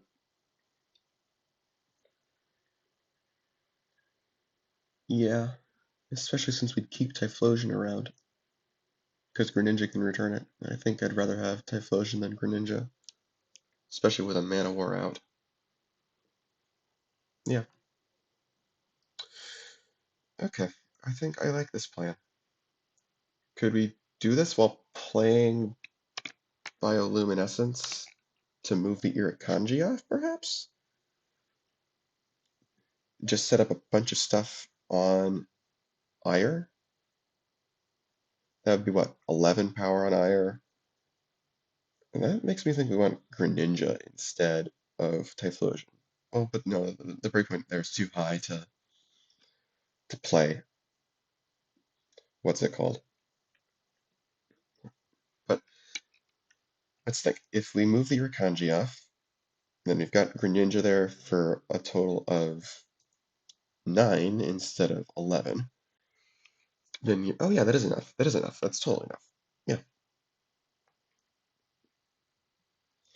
we'd kind of be going all in on Ire, but it would make the score really favorable if they can pull it off.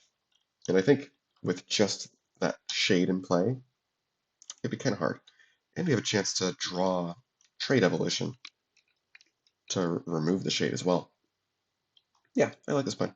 Okay, so start to get rid of Tailwind. Play an extra minion, draw a card. Yeah, that can just be Mana War. I don't feel the need to waste Torterra on that. And then we play Typhlosion, which makes them both 5s, which is enough to break towers. Play Bioluminescence, move minion with a mark to the space. I'm going to use Manowar's talent for Ire. We'll mark this just to demonstrate that. Alright. I think that's it, right? Yeah. Towers of Eternia is going to break. First we have to do Burning Building. Breakpoint reduction. Towers of Eternia. Yeah, nothing they have does anything. They get 0 VP, but they can play a minion in action from... Oh, wait, no.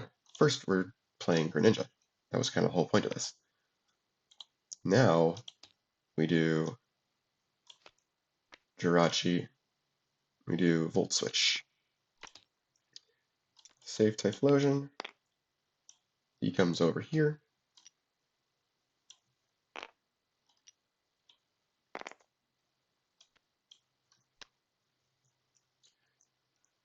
And Mana War goes away.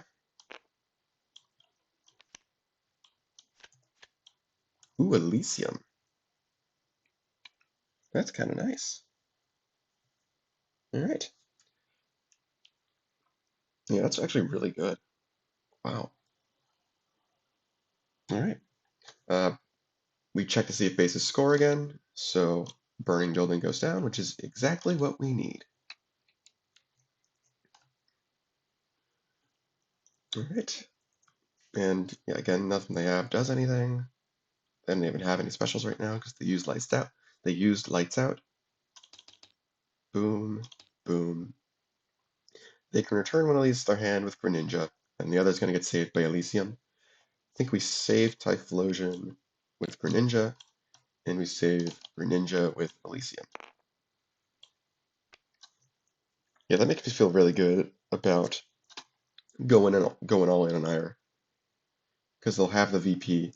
They'll have a small base to use afterward. Unfortunately, Elysium can't save stuff on Ires. It's going to go to the box first.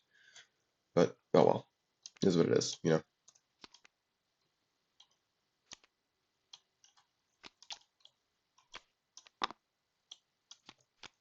Ooh. That's a fun base. I mean, I like all the bases, but... Alright.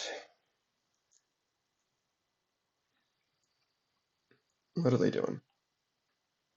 Do they want to box stuff? I don't know. They would also like to break Ire. That would be nice. They probably do anything they can to do that right now, but yeah, it's hard because Irukandji is kind of messing everything up. It really is messing everything up. Wow. Because ordinarily they just need 12 power to break this, but now with the Irukandji they need quite a bit more. And who knows what and the Mana War is preventing them from getting rid of it that way with its own ability. Can they bust? Even busting Elysium isn't a good idea, because then the score's 10. They'd have 10, and then Ire wins them the game. Not good. Let's see. Theoretically, we've got Grotus.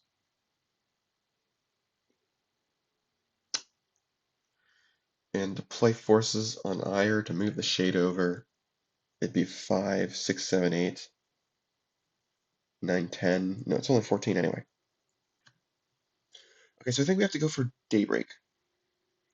If we're going for Daybreak, do we want to box a card? Yeah, I think we can get rid of 3 shadows. Draw 2 cards. I think we can play the Phantasm this turn. Oh, this is back in the discard pile. Start charging that up. I guess we may as well bury this here. We'll bury one on each base. And then action. Yeah, I don't want to put anything else in ire. I think that's just not a good idea.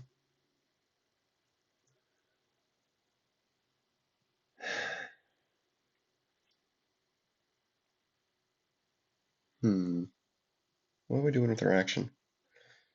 Yeah, I'm thinking it's just deploy forces somewhere. It's just a question of where. Or maybe we do Twilight Zone. Or Creeping Darkness? Creeping Darkness. Yeah, we do Creeping Darkness to stall. Do we stall Ire or do we stall Elysium?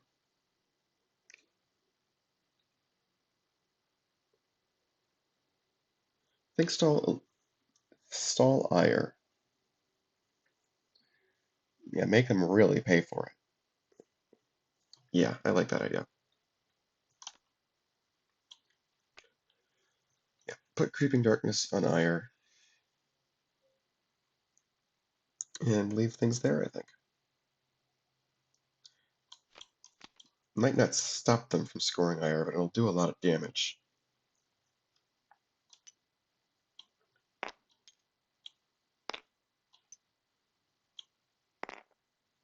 Alright. Yeah, that'll definitely do a lot of damage. Especially since these guys don't have any action destruction. Irukandji gets a mark.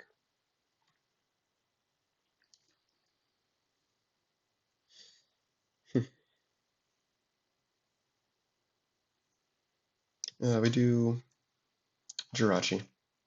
Ooh, Irukandji again.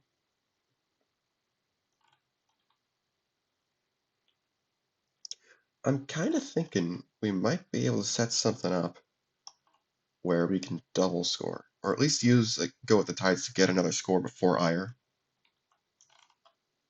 That would be pretty sweet, because at that point we won't really care how long it takes to break Ire, especially if we do Daybreak, because then the score would be 13-9, and they can't touch Ire at all at that point. Yeah, wait, I think we're gonna put the Irukandji here though. It gets marked when it's on play, and a mark from that, because these Irukandjis are definitely making it really hard for them to win Ire. So we can kind of just leave this here and let them grow for as long as we need them to.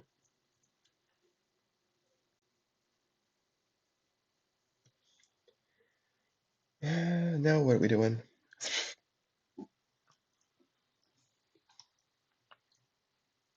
We can do Daybreak if we want. Sure, we can box Turtwig, let's say, to draw two.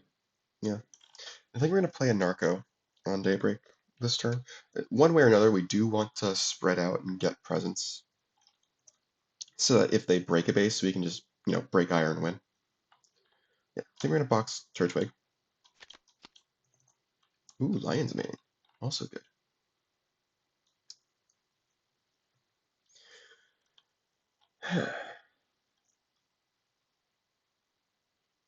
Do we do Narco or do we do Lion's Mane? Lion's Mane is a lot harder to kick off. Alright. We do have to play our first minion on Daybreak, but we knew that going in. Inverted Conquest is also a good thing to see here. Hmm.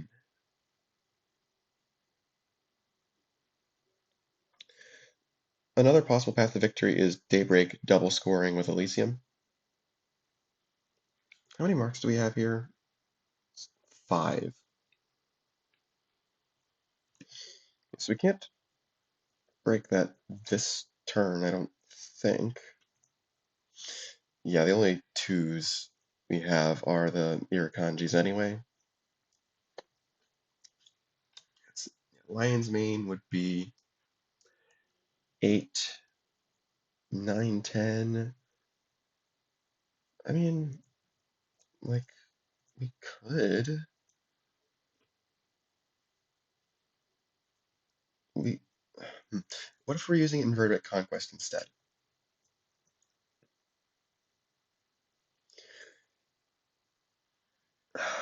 Well, then we don't care about Lion's Mane.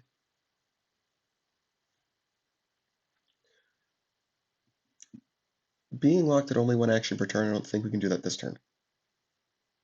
Maybe we play Torterra this turn. It's harder to kick off for Shadow X-Nauts, because they do want to solo.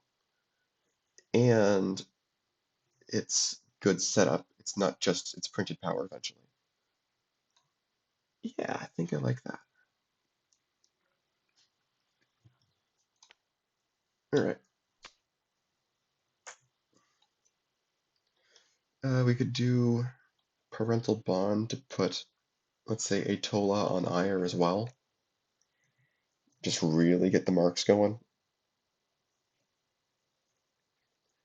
I think I like that idea. We got options. Yeah. Atolla, place a mark on a minion there. I'll put that on that one. It is worth noting that Elysium would get rid of power counters, but we can just, like, if we're using Go with the Tides for this, we can put the Go with the Tides counters on somebody on Elysium instead. We'll figure it out. Yeah.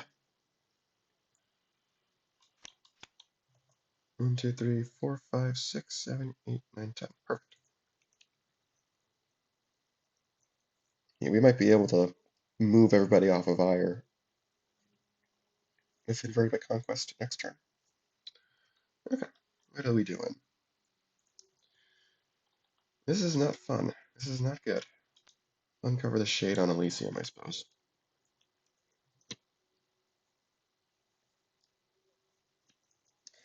Yeah, and those Irukandjis are just making everything more threatening on Ire. We kind of can't touch Ire now.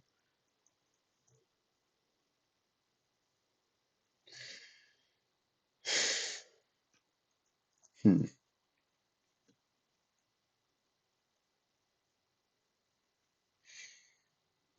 Hmm.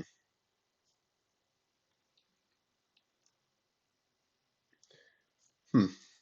Can we even break Daybreak at all?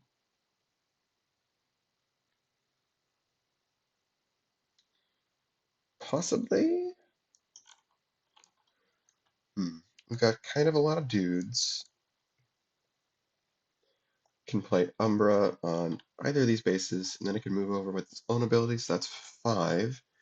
Then Phantasm is another +2, so that's 14. Then we've got our normal minion, which can be Grotus for 21. Hmm. Is there a Twilight Zone play here? There might be a Twilight Zone play.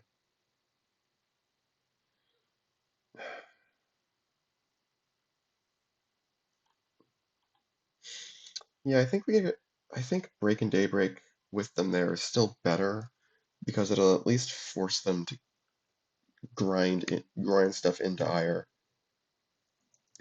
instead of doing whatever else they might be planning. Okay, so yeah, I think we're probably using Twilight Zone here. Let's think. Is this just enough on its own? I hope that's just enough on its own. That'd be so nice. Just be easy. It'll also allow them to use Daybreak. It's 4 to 11, so that's -7. Oh god, it is. Okay, so they can just throw something in the box for card draw. And they'll throw Second Lord Crump in. No, that's not a good idea. They'll throw... And they do have Umbra as another minion. Actually, yes, so they can throw Lord Crump in. Okay, yeah. Yeah. Oh, okay, we can at least play Dim Lantern first, before we do Twilight Zone. Okay. Yeah. This is not going away until the game's done, so... Alright, I'll take this. Efficient Twilight Zone play, that's good. Alright. No specials, I don't think. Unless, like, Go with the Tide is doing something, but I don't think it is. Okay. 1, 2, 3, 4, 2. Do they want to get rid of the Phantasm, or do they want to save the Phantasm or Grotus is the question. Probably Grotus.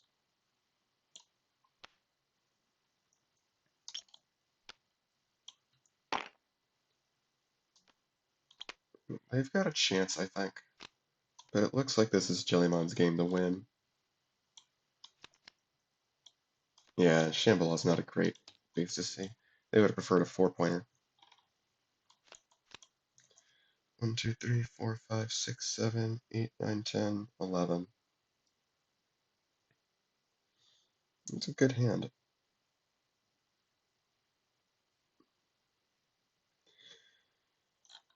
I mean, if they could break Ire, that'd be awesome, but I don't think that's happening. We heard of second deploy forces, I guess. They got enough non-terminal actions to use that I think it's okay. Okay. Let's see, these guys get marks. Atolla place marks on them as well, I guess.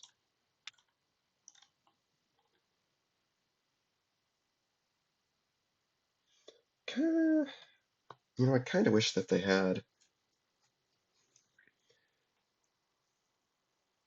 uh, another action play. Oh, we do have Jirachi.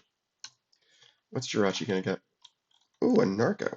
Oh, so okay, so we actually will be able to. We'll be able to invert a conquest if we want without our normal minion. It might just be better to put on an ire. Like we might just be able to do this. It gets 2, -1, and then this Typhlosion, it just kind of normalizes everything. That's 4, 5, 6, 7, 8, 9, 10. Oh, yeah, that's enough. That's just enough on its own. Great. Simple. I like it.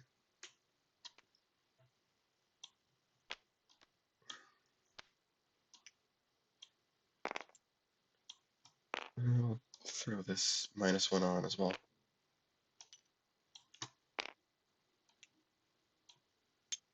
Hmm?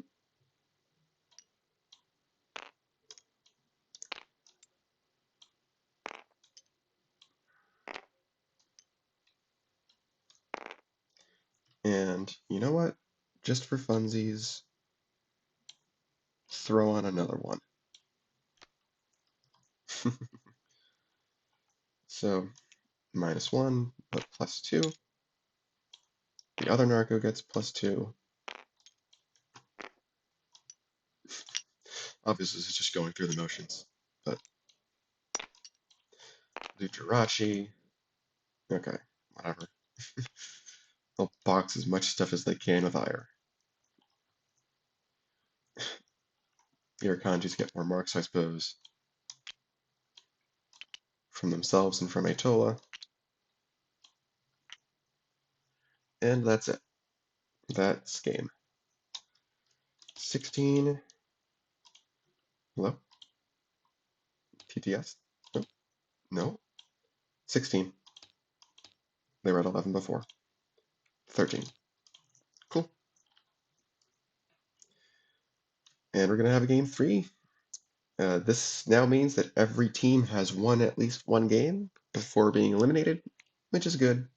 You don't want to send anybody home without showing them off somehow. And I was worried for a little bit that Jellymon might go home without winning. But no, they'll be fine. We'll see what happens in game 3, though. These teams actually seem pretty closely matched, which is interesting. Wasn't expecting that. Alright, it's time for game number 3. Everybody's won one game. Whoever wins this game moves on. Whoever loses this game goes home. Shadow X-Nauts are going first because they lost the last game. We're using the high-risk base deck. Let's get started. We've got Shadow Queen in our opening hand. We haven't seen much of her, but this is a very good card in this deck. Let's hope that we can get some use out of it.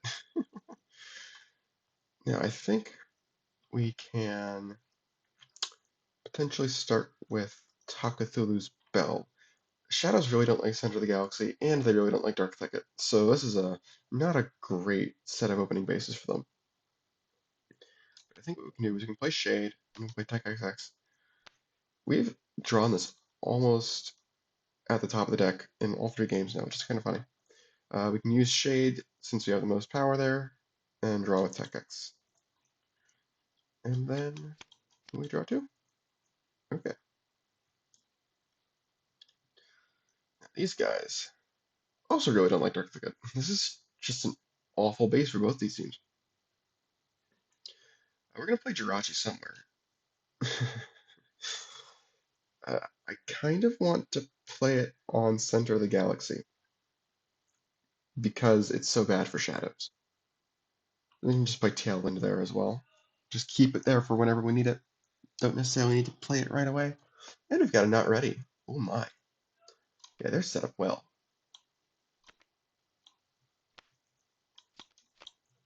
Alright. We get to do Tech X for free again. That's nice. I think we need to put a Phantasm down there while we don't have a discard pile. Start charging it up. So we can start challenging Jirachi. And then, you know what? Yeah, we'll do Crystal Star on it as well. Yeah.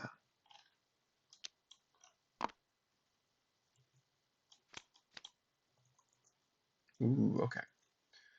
Do Jirachi. That's something we can play. Let's put that on Taku Thulu's bell. Let's not put all of our eggs in one basket.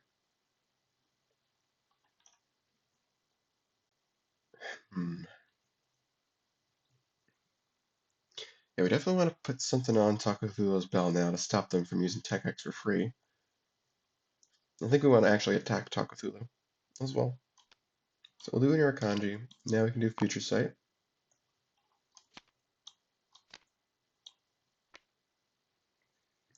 I think we can keep Volt Switch, but we don't need Jelly Egg necessarily right now.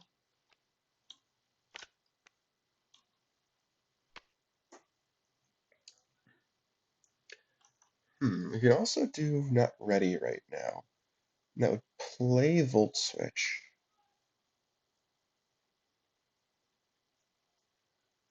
I don't want to add more power to center though. Let's just hold off. Shadow Sneak, that's nice. Now keep Jirachi around for us. Alright. We can no longer use Tech X for free. What we could do, well, we can start by charging the Phantasm. That's 10, Crystal Star makes 12. Can we just, like, break it? That'd be nice.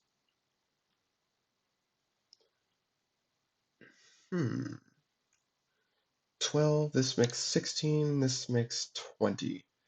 We cannot quite break it this turn.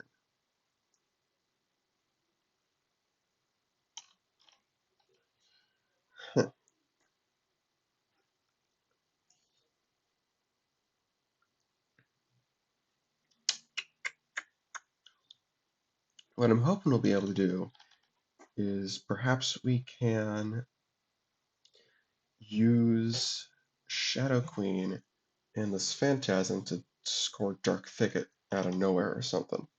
That would be cool. Yeah, it would be.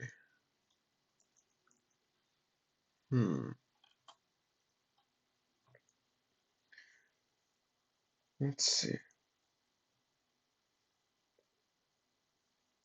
We can put Umbra on Takafulu for now. That'll allow us to keep using Tech X with Shade. And it'll provide us movement next turn. Yeah. Right now we can Tech X because we've got the most power, so Shade can activate. Okay. I kind of want to play either kind of a lot of dudes or Creeping Darkness. If we play kind of a lot of dudes, we're gonna where are we gonna put it actually? Because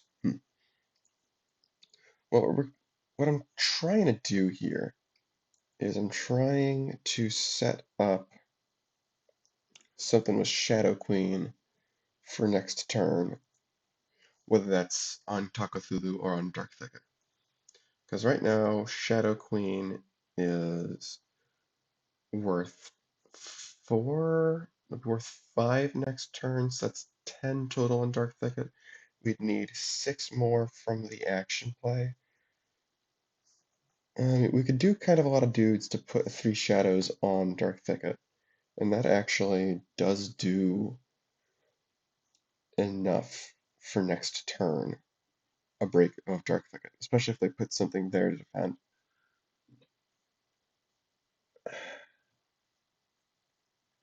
I think the way that keeps tempo with the game as a whole, like being able to use the Phantasm to break Center of the Galaxy soon afterward, I think that's an okay play. Yeah, we'll do kind of a lot of dudes for 3 shadows on Dark Thicket. It's got +1 right now. That'll get converted to a power counter at the end of the turn. Okay. Ooh, Twilight Zone. Also good. Got some good draw right now. Alright. Irukandji gets some mark. We can do Jirachi. Okay. I say we put Quilava on Dark Thicket and maybe we score it this turn. Because clearly they're, well, we don't know that they're planning something necessarily, but putting something there definitely makes it a lot easier to break. And I don't think we're doing anything better with this. I do want to play it. Yeah. We can still activate Tailwind after this if we so choose. Do we want to get rid of that? Okay, now we have to think about whether or not we can break it or not.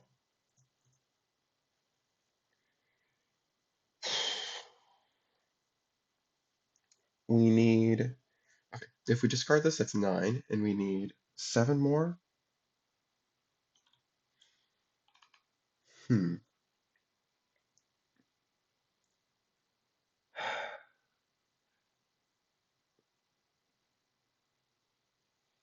With Tailwind, we can,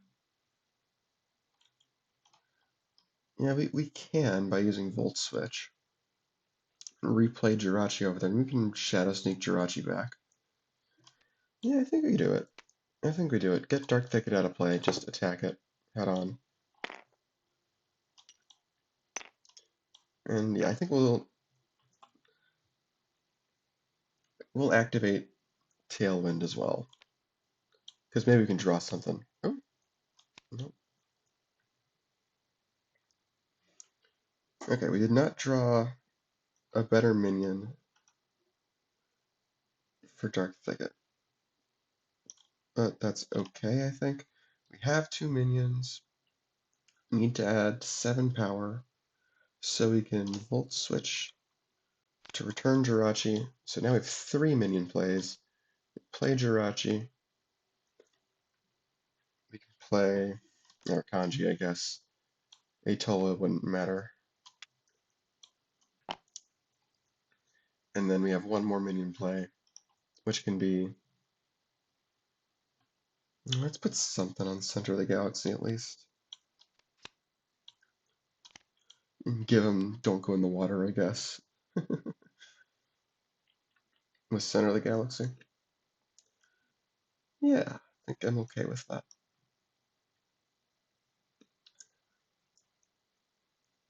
Unless we want to do Mana War, get back Jirachi. Also not a bad idea. Sure, we'll do that instead. We have to do Center of the Galaxy, that is mandatory, but we'll give them Don't Go in the Water. Doesn't seem very good for them.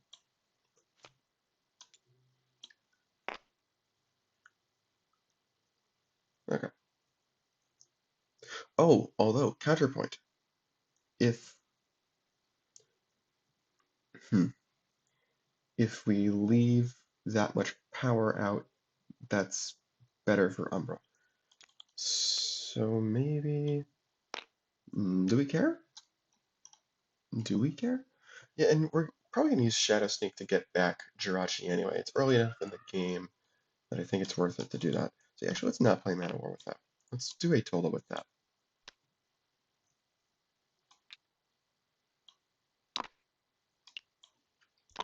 Who knows, maybe the Atolla will actually do something. Alright. I may as well do Future Sight as well. Ooh. Alright, we'll keep Lion's Mane, get rid of the Irukandji though. Okay. Dark Thicket scores. No specials are gonna matter. We'll do 4, and we'll do 3, and we'll do Shadow Sneak to get back Jirachi.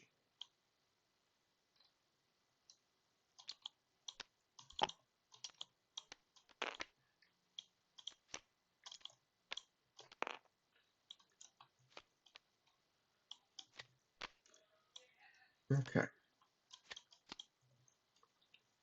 Bioluminescence also good. Okay. Now let's see. Can we do something with Shadow Queen this turn? Phantasm would be worth. How much would it be worth? 3, 4, 5, 6, 7. It's worth 5 for Shadow Queen. So Shadow Queen would be a 10 on Taco Cthulhu for 15. We'd have, what is that? 15, that's, Shade would be 18. We need 6 more. Well, we definitely have 6 more power than what they have there for Twilight Zone. I think we can get rid of just Grotus X though. Yeah. Alright, so total of +5.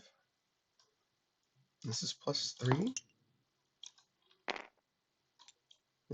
Hmm. We can do Tech X, which I think I would like to do. But yeah, it's just don't go in the water, of course.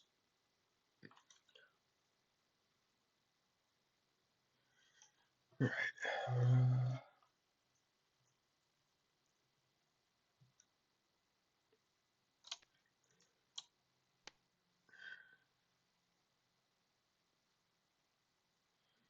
We reduce this by 5 to reduce the breakpoint here by 5.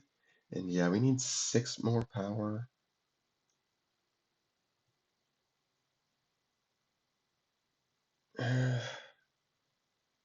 Like, I would have loved to do this without Twilight Zone, but, clearly Grotus X isn't enough. It's only 4.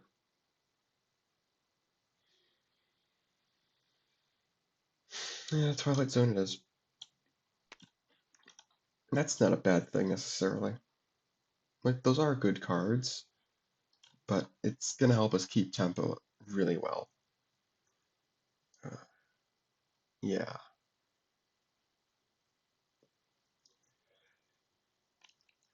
Yeah, I'm okay with that.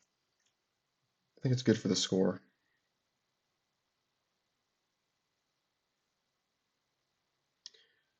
Alright, yeah, we'll go with this. And again, no specials matter.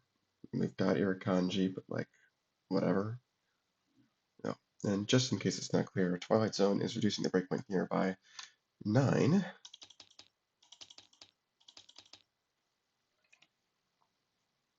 Yeah, so we did need all of this.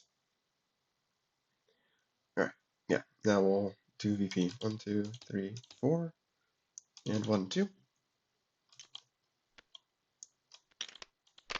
I'd say it's a pretty good Shadow Queen play, especially if it leads into a break of Center of the Galaxy very soon. We have to award Madness with Taco Cthulhu's Bell. Oh, we do have to discard 2 cards.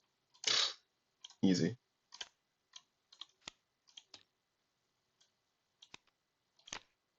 Discard 2 cards with King Tuts.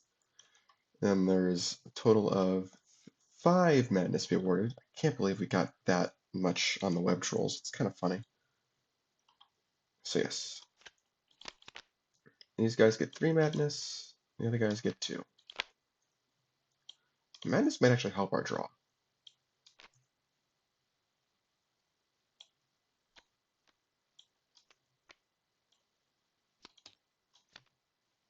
Ooh, Outer Shores. Also fun. Alright. So this Phantasm is now at -5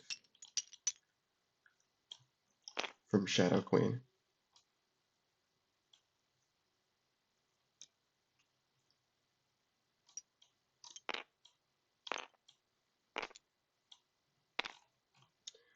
Okay.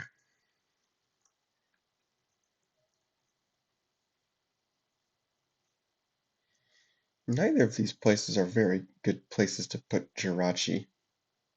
It's not going to be out for very long. Oh, we've got Atolla.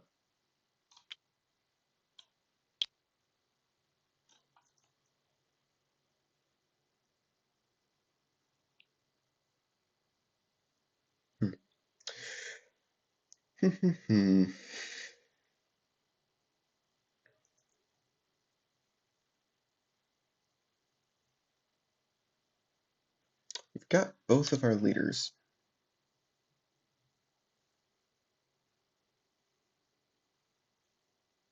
The abilities of all other cards on a mono are cancelled. We definitely need to attack Center of the Galaxy very, very soon. If we let this go, the score is going to be 11 to 8, which is just not good.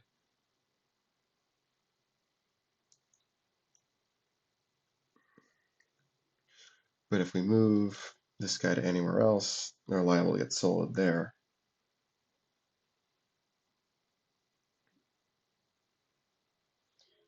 I think we can start with a Madness to draw 2 and see if they draw a smaller minion.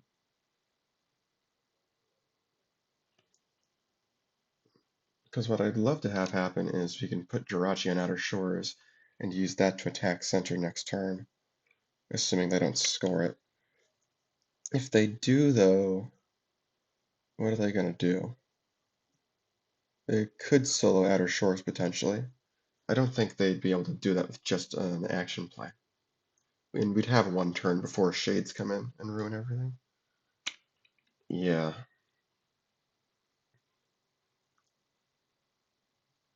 Maybe we can do Jirachi and Bioluminescence? See if we can do some waste and not have to play that terminally. I actually kind of like that. Yeah, I think I like that. Keeps our options open. Even though it'll obviously only be a 3 on our turn, that's still good to get rid of that, you know? Okay. Yeah, I think I like this. Leave it here. Okay, got some good stuff. The -5 comes off.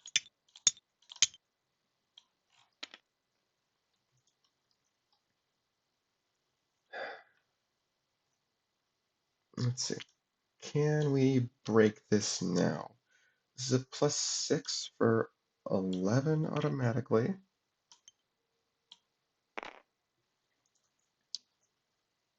Oh, we actually can't. That's kind of funny. And obviously with bioluminescence here, we don't really want to wait. We don't want to put more equity on that thing than we need to.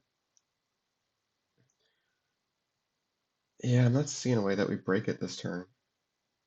We can just put Creeping Darkness on Outer Shores, I suppose. And that'll help. I say we bury a Shade here. We can put Phantasm down there for presence as well. And then we do Creeping Darkness as well.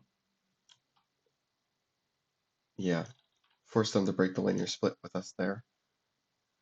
And that's the only place we can put the shades anyway, so like, not the worst thing ever.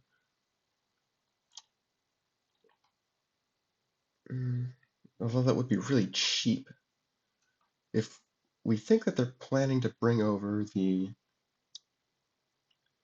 Phantasm over here anyway, maybe we don't need to do that.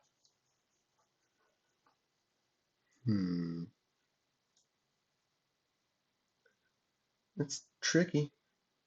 This is tricky. Oh, this Atolla should have a +1. Yeah.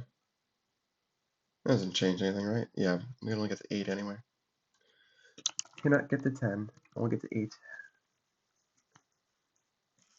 Yeah, even with shadow stuff.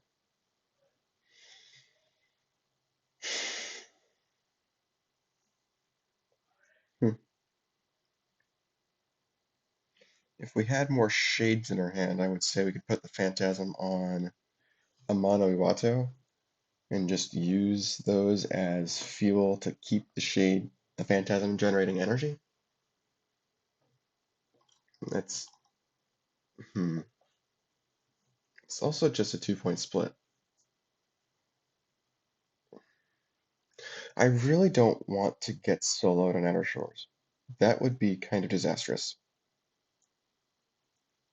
It flips the score from 9-9 to 7-9. Not good. But we can definitely do this. And I think this makes it less likely that they'll be able to break it without using bioluminescence to pull that Phantasm over, so I'm not going to bother defending that. Maybe we just put this Phantasm on center of the galaxy. What would we give them? Give them 3 shadows, I suppose? Yeah. Sure.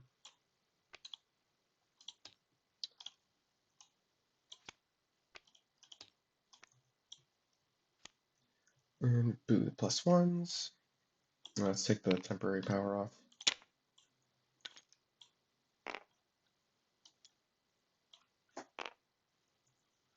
Energy goes on.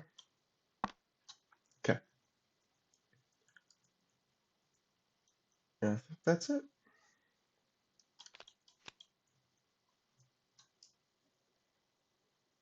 Oh, wait a minute. Hold on. Actually, wait a minute. Yeah, that is enough. Yeah, I forgot to factor in the power increase from center of the galaxy. Yeah, I did. I absolutely did. And we just do Grotus X instead of Creeping Darkness. And that's +4.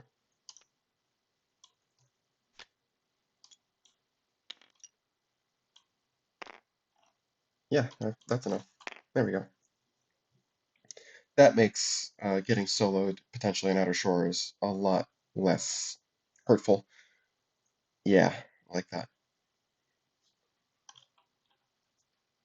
And again, no specials are relevant. Atolla doesn't even get to discard cards. Boo-hoo. And now Jellyfish are really, really hoping that the next base is not a 4-pointer. Okay. Okay. It's time for Wall of Text. And in case the quality is not large enough for you to read this, it says play on a base. Ongoing. All players may use this abnormalities talent. At the end of each player's turn, place a counter on this abnormality. Talent, move one of your minions to here to remove all counters from this abnormality. Special, after the 5th or higher counter is placed on this abnormality, remove all counters from this abnormality to destroy all players' minions on a random base. Sheesh. Okay. Let's see, counter goes on this thing. Let's put them in red, since it's not a minion. Make it obvious that they're there. Okay. Well, we've got Jirachi. Yeah, hmm that's what they thought it would be. Put it there.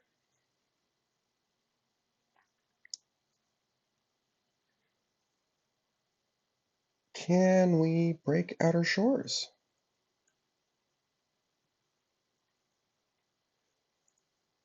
Hmm.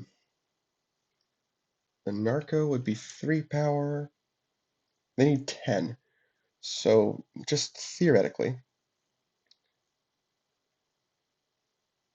uh, they could play Lion's Mane as a blank 5.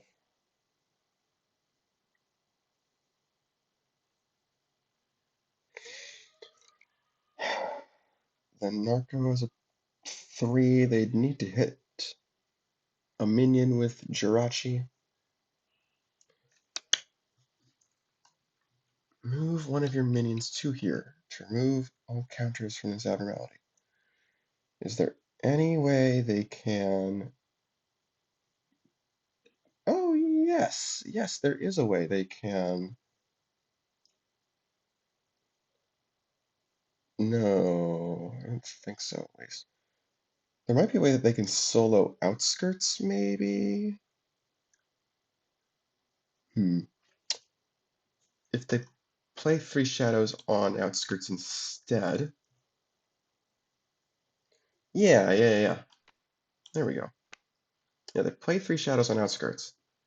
And then they use Express Train to Hell to move Jirachi. Remove the counters. And then they've got Not Ready at the very least.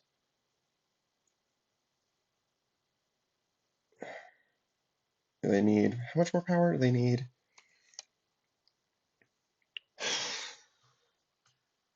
7 more? Yeah, at the very least they've got Narco and Lion's Mane. They don't even need to use Lion's Mane anymore. They can just use Mana War. I don't think there's a minion they particularly want back. Their minion draw has not been great other than seeing the 2 leaders. So I think they'll start with Not Ready. Play Narco. We'll do Jirachi first, I suppose. Volt Switch. Hmm.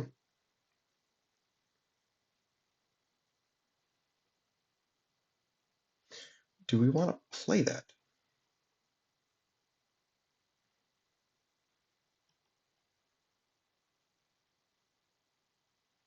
If we play that and play Lion's Mane immediately, hold on. Trigger any other start turn abilities on your minions there.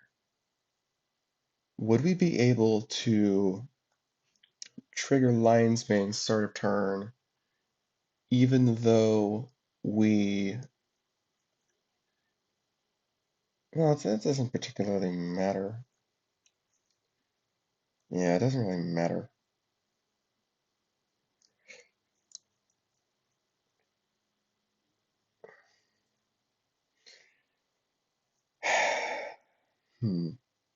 I'm just wondering, can we save Jirachi with this, maybe? We'd be sacking Lion's Mane, I think, but yes. Yeah, we'd be trading one leader for another.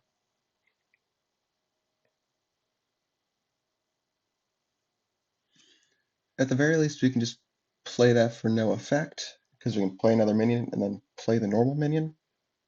Play the one we return as our normal minion.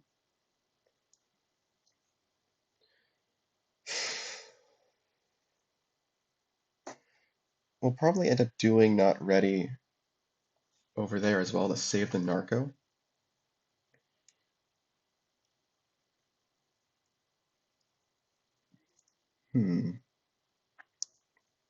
So I think we'd rather have Jirachi there.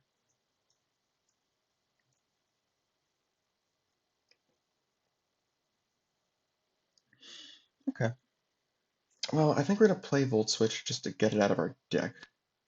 We can return the 3 shadows and just, replay it.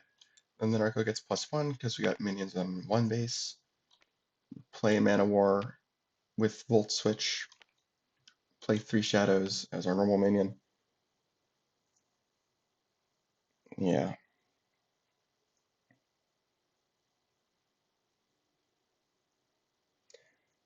Yeah, I would have preferred to see Volt Switch on the phase 3 not ready, but oh well.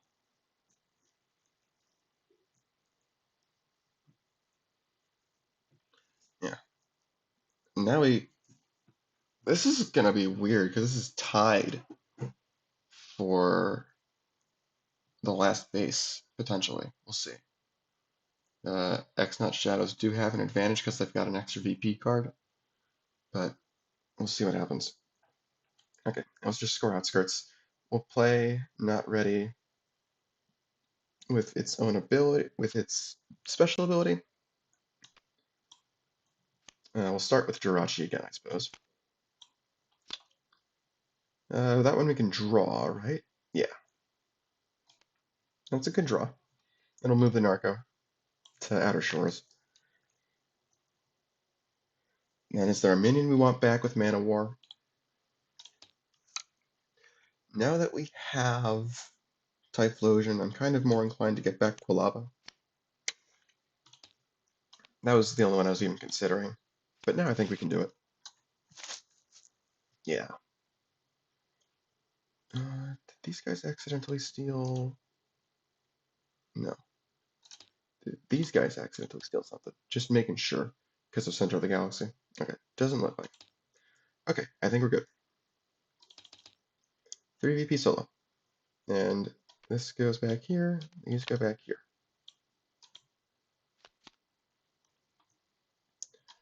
Get rid of the abnormality. Oh. Oh my. What's this? Ooh. Wow. Okay. That could be game changing.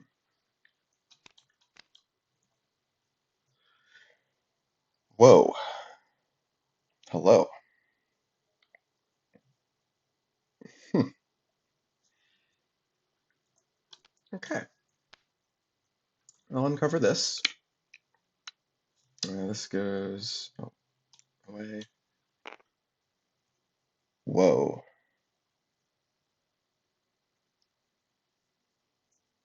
Temple is definitely a way to end the game. It's going to have to be approached very, very carefully.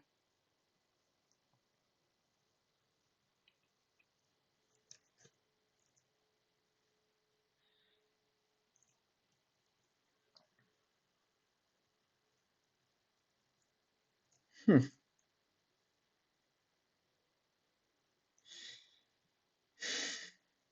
At some point, we got to try and get rid of this madness as well. That's not looking fun.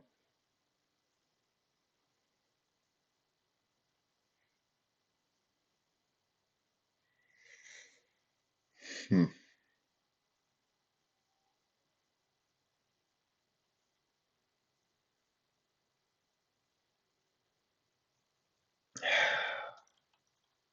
We can bury the shade here. I think we play another shade on Skarnax for the card draw.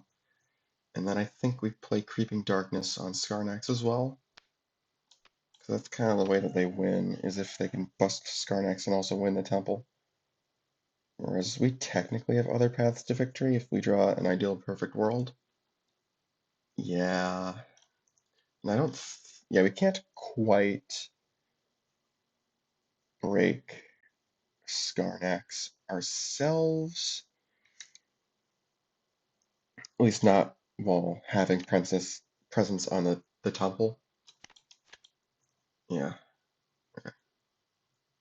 The most power here does include 0, so... But they have a minion there, which is why I'm allowing that. Okay. Where's the Narco Medusa going?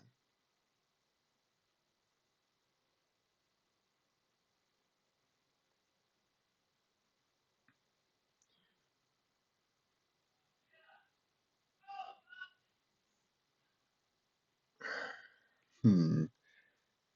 Every bit of power they add to Skarnax makes it that much easier for them to score it. Uh, we can use Lion's Mane to get the shade off of there, at least. We can also move the Narco over to the temple. I think I like that idea. Yeah, I think I like this idea. We'll play Lion's Mane on the temple, move the shade over to a mono. Just kind of use a mono as a sucking ground, the black hole, for all intents and purposes, I think. Is the minus VP from Madness going to matter? Yeah, I think we're gonna just leave. Do we want to move the Narco at the start of the turn? I think maybe we do. I don't necessarily know, but putting on the temple. Uh, the only concern is if these guys have Ideal Perfect World and they score Outer Shores, that's a win. But that's why we're moving that shade to a mono instead. And we can use Lion's Mane to move the other one to a mono as well. So yeah, that's like not that much of an issue actually.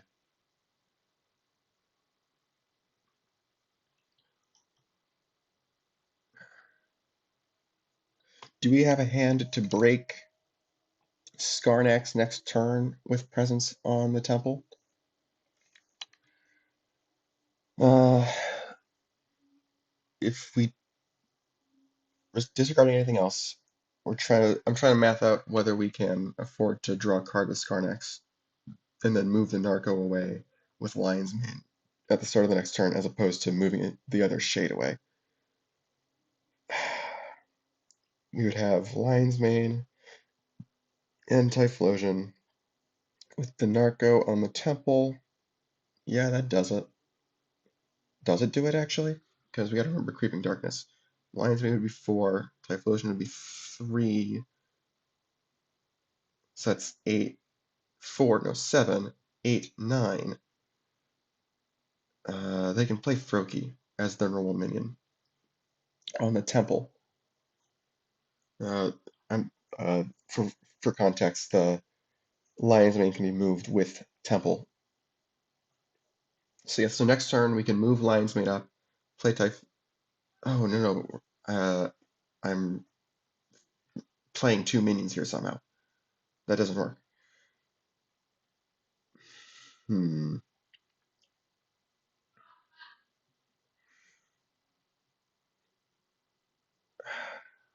I don't know. We can put all of that on the temple. If we do Narco on temple, that's 3. And then play Froakie, that's 4 essentially. Typhlosion is 7, 8, 9, 10, I think. And then we don't have to move Lion's Mane up. And we've got 5 on the temple, which is not a bad footprint for actually winning the base. Let's do the math again. This is 4, goes down to 3 with Creeping Darkness. This is uh, essentially 5 because it's worth 1 by itself, and then the -1 breakpoint counter. This is, oh yeah, okay, so that works. Okay, so we don't need, oh no, but that's playing 2 minions again. It's playing 2 minions again.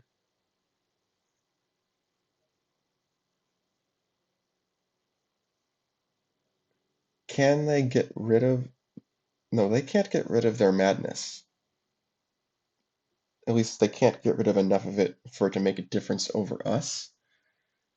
So us playing a madness for draw isn't bad, because we do need an action to bust Skarnax next turn safely while having presence on the temple. So yeah, I think Should we be moving the Narco up at the start of the turn? We're still playing Lion's Mane to move the Shade away. That's definitely happening. The question is, can we afford to move it back with Lion's Mane at the start of the next turn instead of moving the second Shade to a mono Watto? The difference is actually kind of marginal because it if they've got Ideal Perfect World, then a mono would be a winning base as well, and they could already use a mono's ability to activate the shades for power. So actually the difference isn't very marginal. It's -1 power they would need over what having the Narco in Outer Shores with 2 shades there.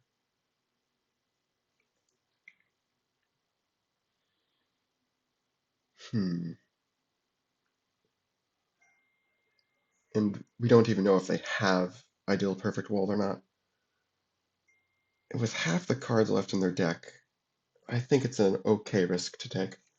So yeah, at the start of the turn, they will have moved the Narco up to Skarnex. Then we play Lion's Mane as normal. Maybe even before we play Lion's Mane, we should play the Madness in case there's a better minion we draw. It will likely just be playing Lion's Mane anyway, but just in case. Yeah. Okay, Parental Bond. There we go. That's how we play a second minion next turn. Perfect. Okay, when we play Lion's Mane, we move the Shade back, or to there. It started there. Okay. Draw two. Start of the turn, Lion's Mane. We'll move Narco Medusa back. Oh, and they draw an extra card from Skarnex. Oh, that's nice. Gives them some extra insurance.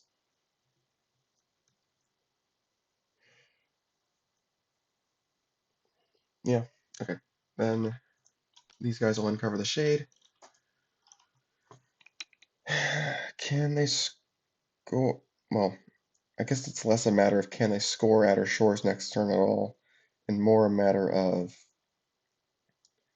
can they stop, can they draw Ideal Perfect World potentially, and if not, how are they stopping this mess from taking them out of the tournament?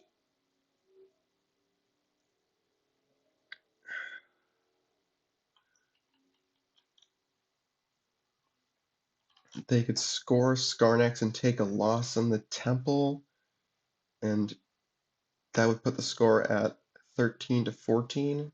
They can at least play things out from there.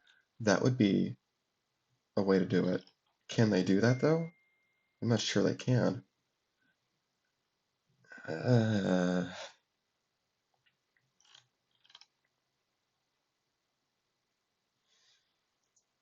yeah, I'm not sure they can.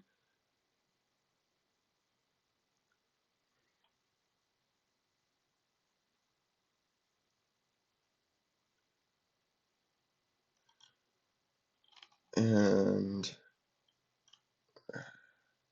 yeah, there's just a lot of risk associated with that. Even if they can break Skarnex, which I'm not convinced they can.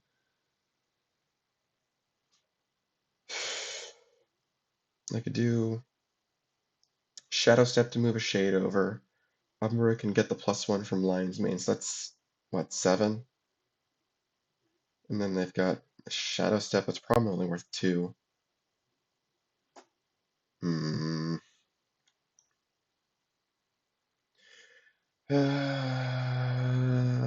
It's tough. Uh, I don't know. They cannot, unfortunately. Hold on. Alright, enter back. How are they stopping this utter disaster?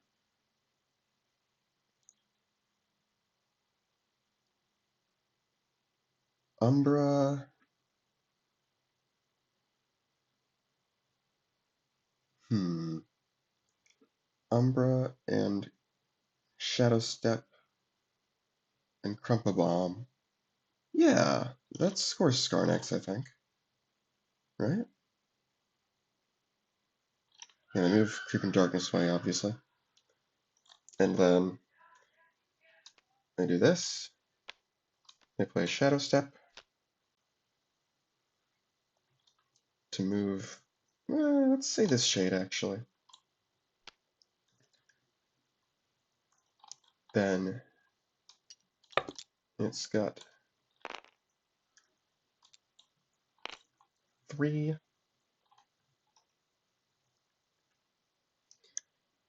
And then we do Crumpa Bomb, destroy the Narco, give Umbra +3,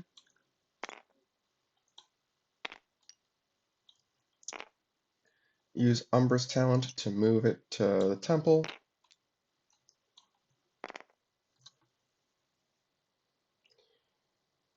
and we use temple to move Umbra up. And that's enough. We'll bury Creeping Darkness on Outer Shores, I suppose. Obviously, the bad thing here is that we're taking a loss on the temple, which put the score at 12 to 14. But I have a feeling that if we don't do this, then they do it next turn, especially with the Narco out. That's 4 free power, 9 free power. Anything basically can do it. Like they have to actually take care of that thing. I think that's the best they can do. Yeah. It also gets lines made out of play, which is nice. Yeah, I think that's just the best they can do.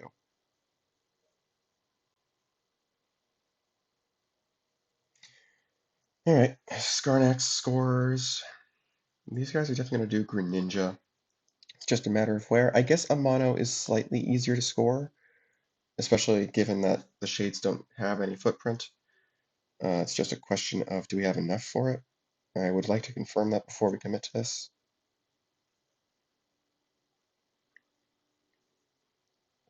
Let's see, this is 4. Then we've got, let's say 5, 6, 7, 11, 12, 13, 14, technically 15. I actually don't.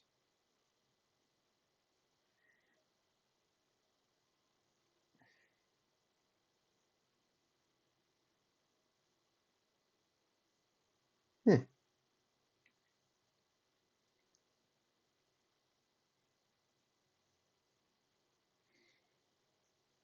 Hmm. They don't have enough to score it, but they'll be up 2 points. So just putting stuff in Outer Shores is fine. Okay. Well, they'll actually be 1 short because the Colossus reduces the breakpoint. Uh, Colossi in the discard pile reduce the breakpoint of every normal base by 1. That's just the rules of Colossi. So actually, let's do the math again just to be sure. This is 4. And the biggest minions they can play are, yeah, it looks like Frogadier and Typhlosion. This is 4, 5, 6, 7 essentially. 11, 12, 13, 14 out of 16. Okay, so I was right the first time. Yeah, they can't quite break a mono next turn, but they don't really need to. Because the score is going to be 12 to 14, which means a loss in Outer Shores would win the game still, especially if they return one of their madness to stop that from being an issue. So yeah, they'll just throw Greninja down here.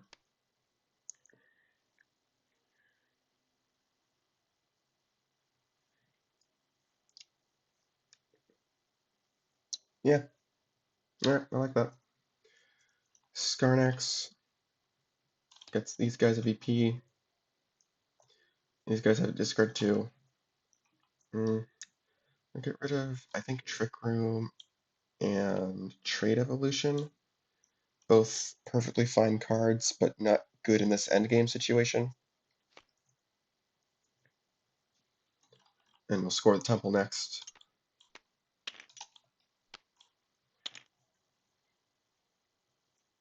And okay, the other option we have is to play Greninja on Temple to get Lion's Mane back, but I don't think that's really any better. I think it's better to just do this. Yeah, just focus everything on Outer Shores. Yeah, that's the plan.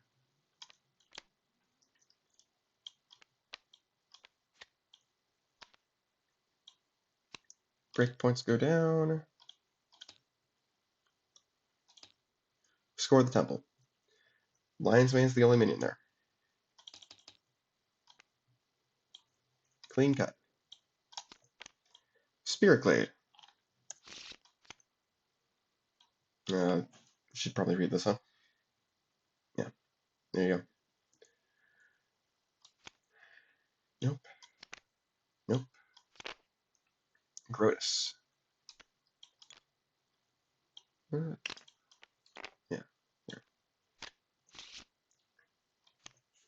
Irukandji. Whatever. Okay. These guys are done.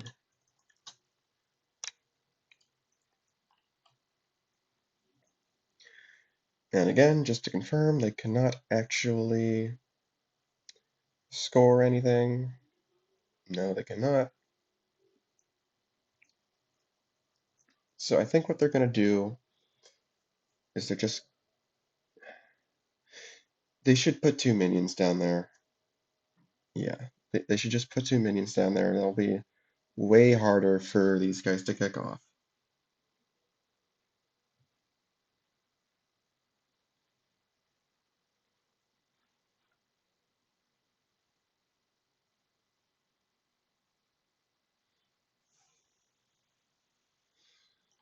I mean, if they've got the extra VP card, then the game continues, which makes it not as good to put two minions there. It's a mess.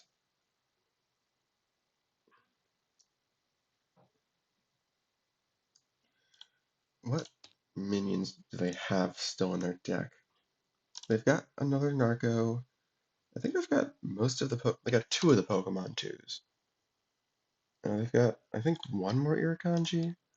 One, two, three is stored, yeah. And then no more Atollas. Okay. So they got a bit of everything left to hit off of Jelly Jam.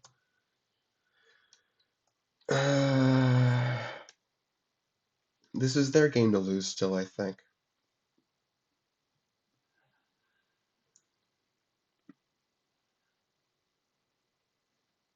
I just don't want them to fumble the ball because they distribute their stuff wrong if they can break the base.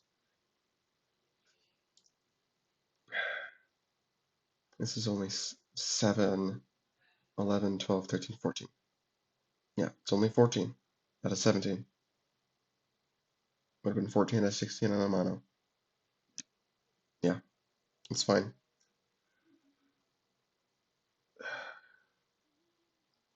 If we leave one minion there, then it's a loss if they've got the removal card. If we put two minions there, that makes it a lot more likely that the game continues on if they've got the bonus VP card. Yeah, it's just a mess. We've seen Shadow Step and we've seen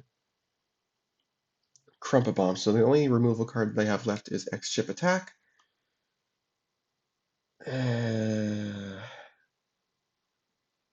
I think we spread. I think we spread. We can still put Jelly Jam here because, well, okay.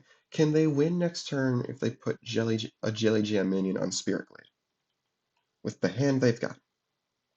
Let's assume it's just a 2. It's 2, 4, 6, 7, 8, 12, 13, 14, 15, 16. No. Okay, so yeah, put Jelly Jam in Outer Shores. And they'll survive if somehow they still have, if these guys have enough to break Outer Shores and they've got the bonus VP card. Yeah.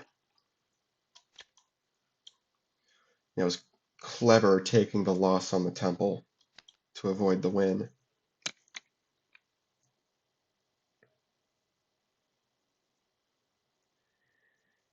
They had to do what they had to do. Okay. Uncover Creep and Darkness. Even if it's just to bury it again later. These guys don't have good minions, unfortunately. They're kind of relying on Creeping Darkness and low footprints to stall them out.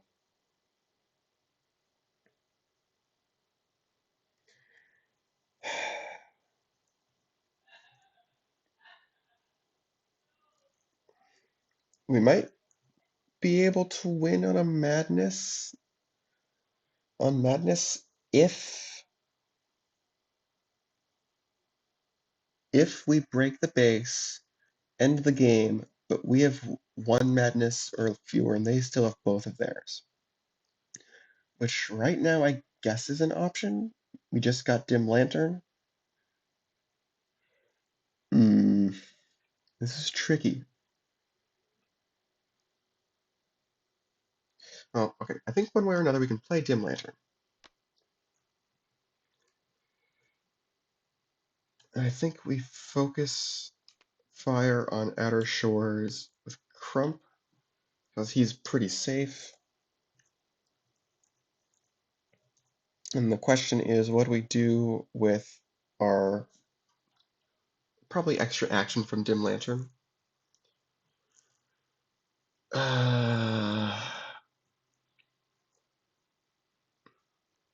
Do we start returning the madness now?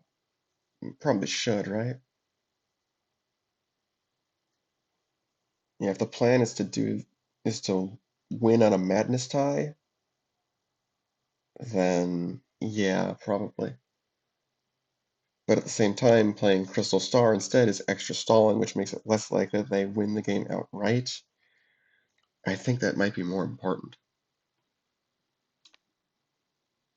Yeah. Okay, so now Crump is a 1+2.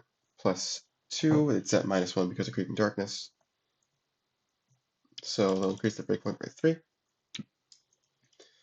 Yeah, they just need to stall, baby, stall.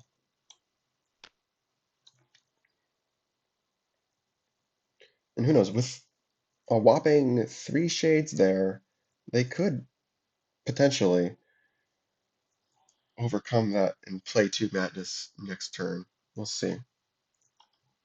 Okay. Lord Crump's shown up are not helpful. Okay. So now let's see. Greninja. Let's see. Creeping Darkness is giving Greninja -1. It'll give the Narco -1 if it moves over as well. Let's do Jelly Jam. In case that's a Narco, it's not. Okay, whatever. Irukandji gets a mark from its ability and a mark from the start of the turn. Move Jelly Jam over to Spirit Glade. Yes. No, we have not put the -1 on that yet. Should be 3 + 1 is 4. Yep. If we bring the Narco over, that's 7. We can play Mana War for 10, Typhlosion for 13, 14, 15, 16, 17, 18. It's close. It's so close. We should probably get rid of that madness now, just in case. Because with Dim Lantern out, they can get rid of 2 madness in a turn, and then they could win on a madness loss, on a madness tie, unless we get rid of that madness. So we should just make that not an option.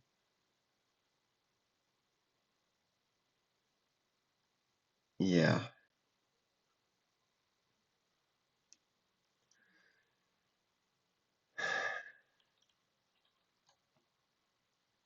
Yeah. Do we move the Narco over? We can also move the Narco over, which probably makes it harder for them to break, honestly, with the shades there, even though, yeah. Who knows, it could even serve as power activation, enough to stop them from, enough to force it to score. We'll see, though. I think we still dogpile on, and we return the madness, for sure.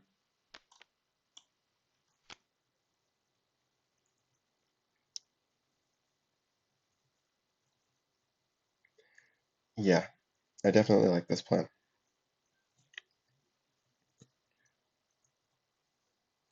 Yeah, yeah, I really like this.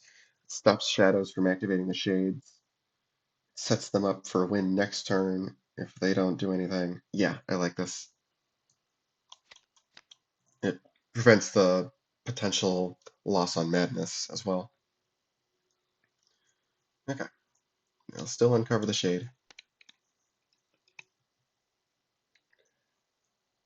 If only they could be going for a mono right now, but alas, all of the stuff is piled on Outer Shores.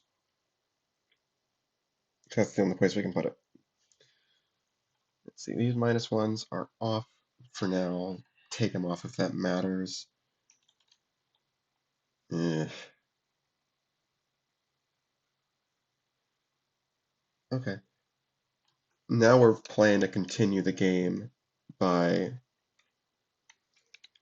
winning Outer Shores and playing Ideal Perfect World.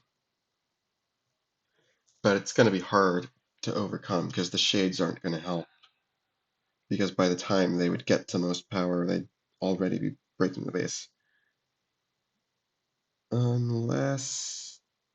Is that true? They could take out one of the 4s.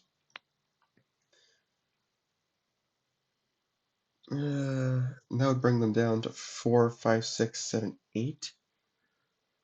Compared to our 2, 4, 6. Nope, can't do that.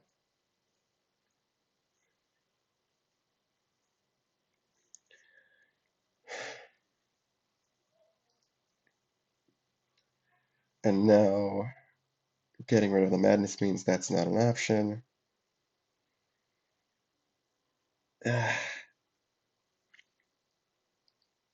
think they need to pivot to a mono and just like pray that they can't break Outer Shores anytime soon. Which, let's be real, they can, but they're gonna hold on until all hope is lost.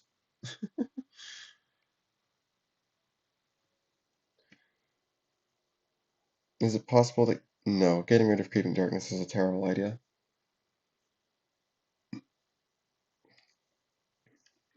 I suppose what they can do is they can just play Lord Crump on a mono. Let's do the scripted one. Then we return to Madness, one with a normal action, one with Dim Lantern.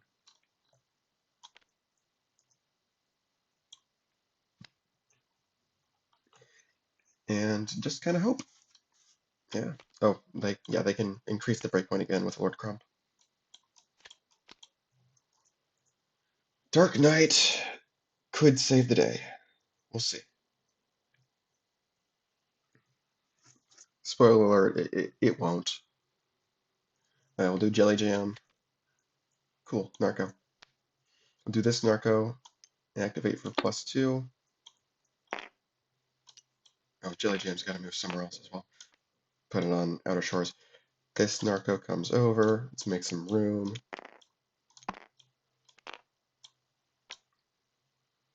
It's got -1.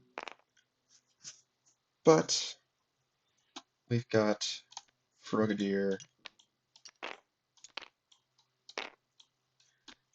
And we've got... Let's make some more room.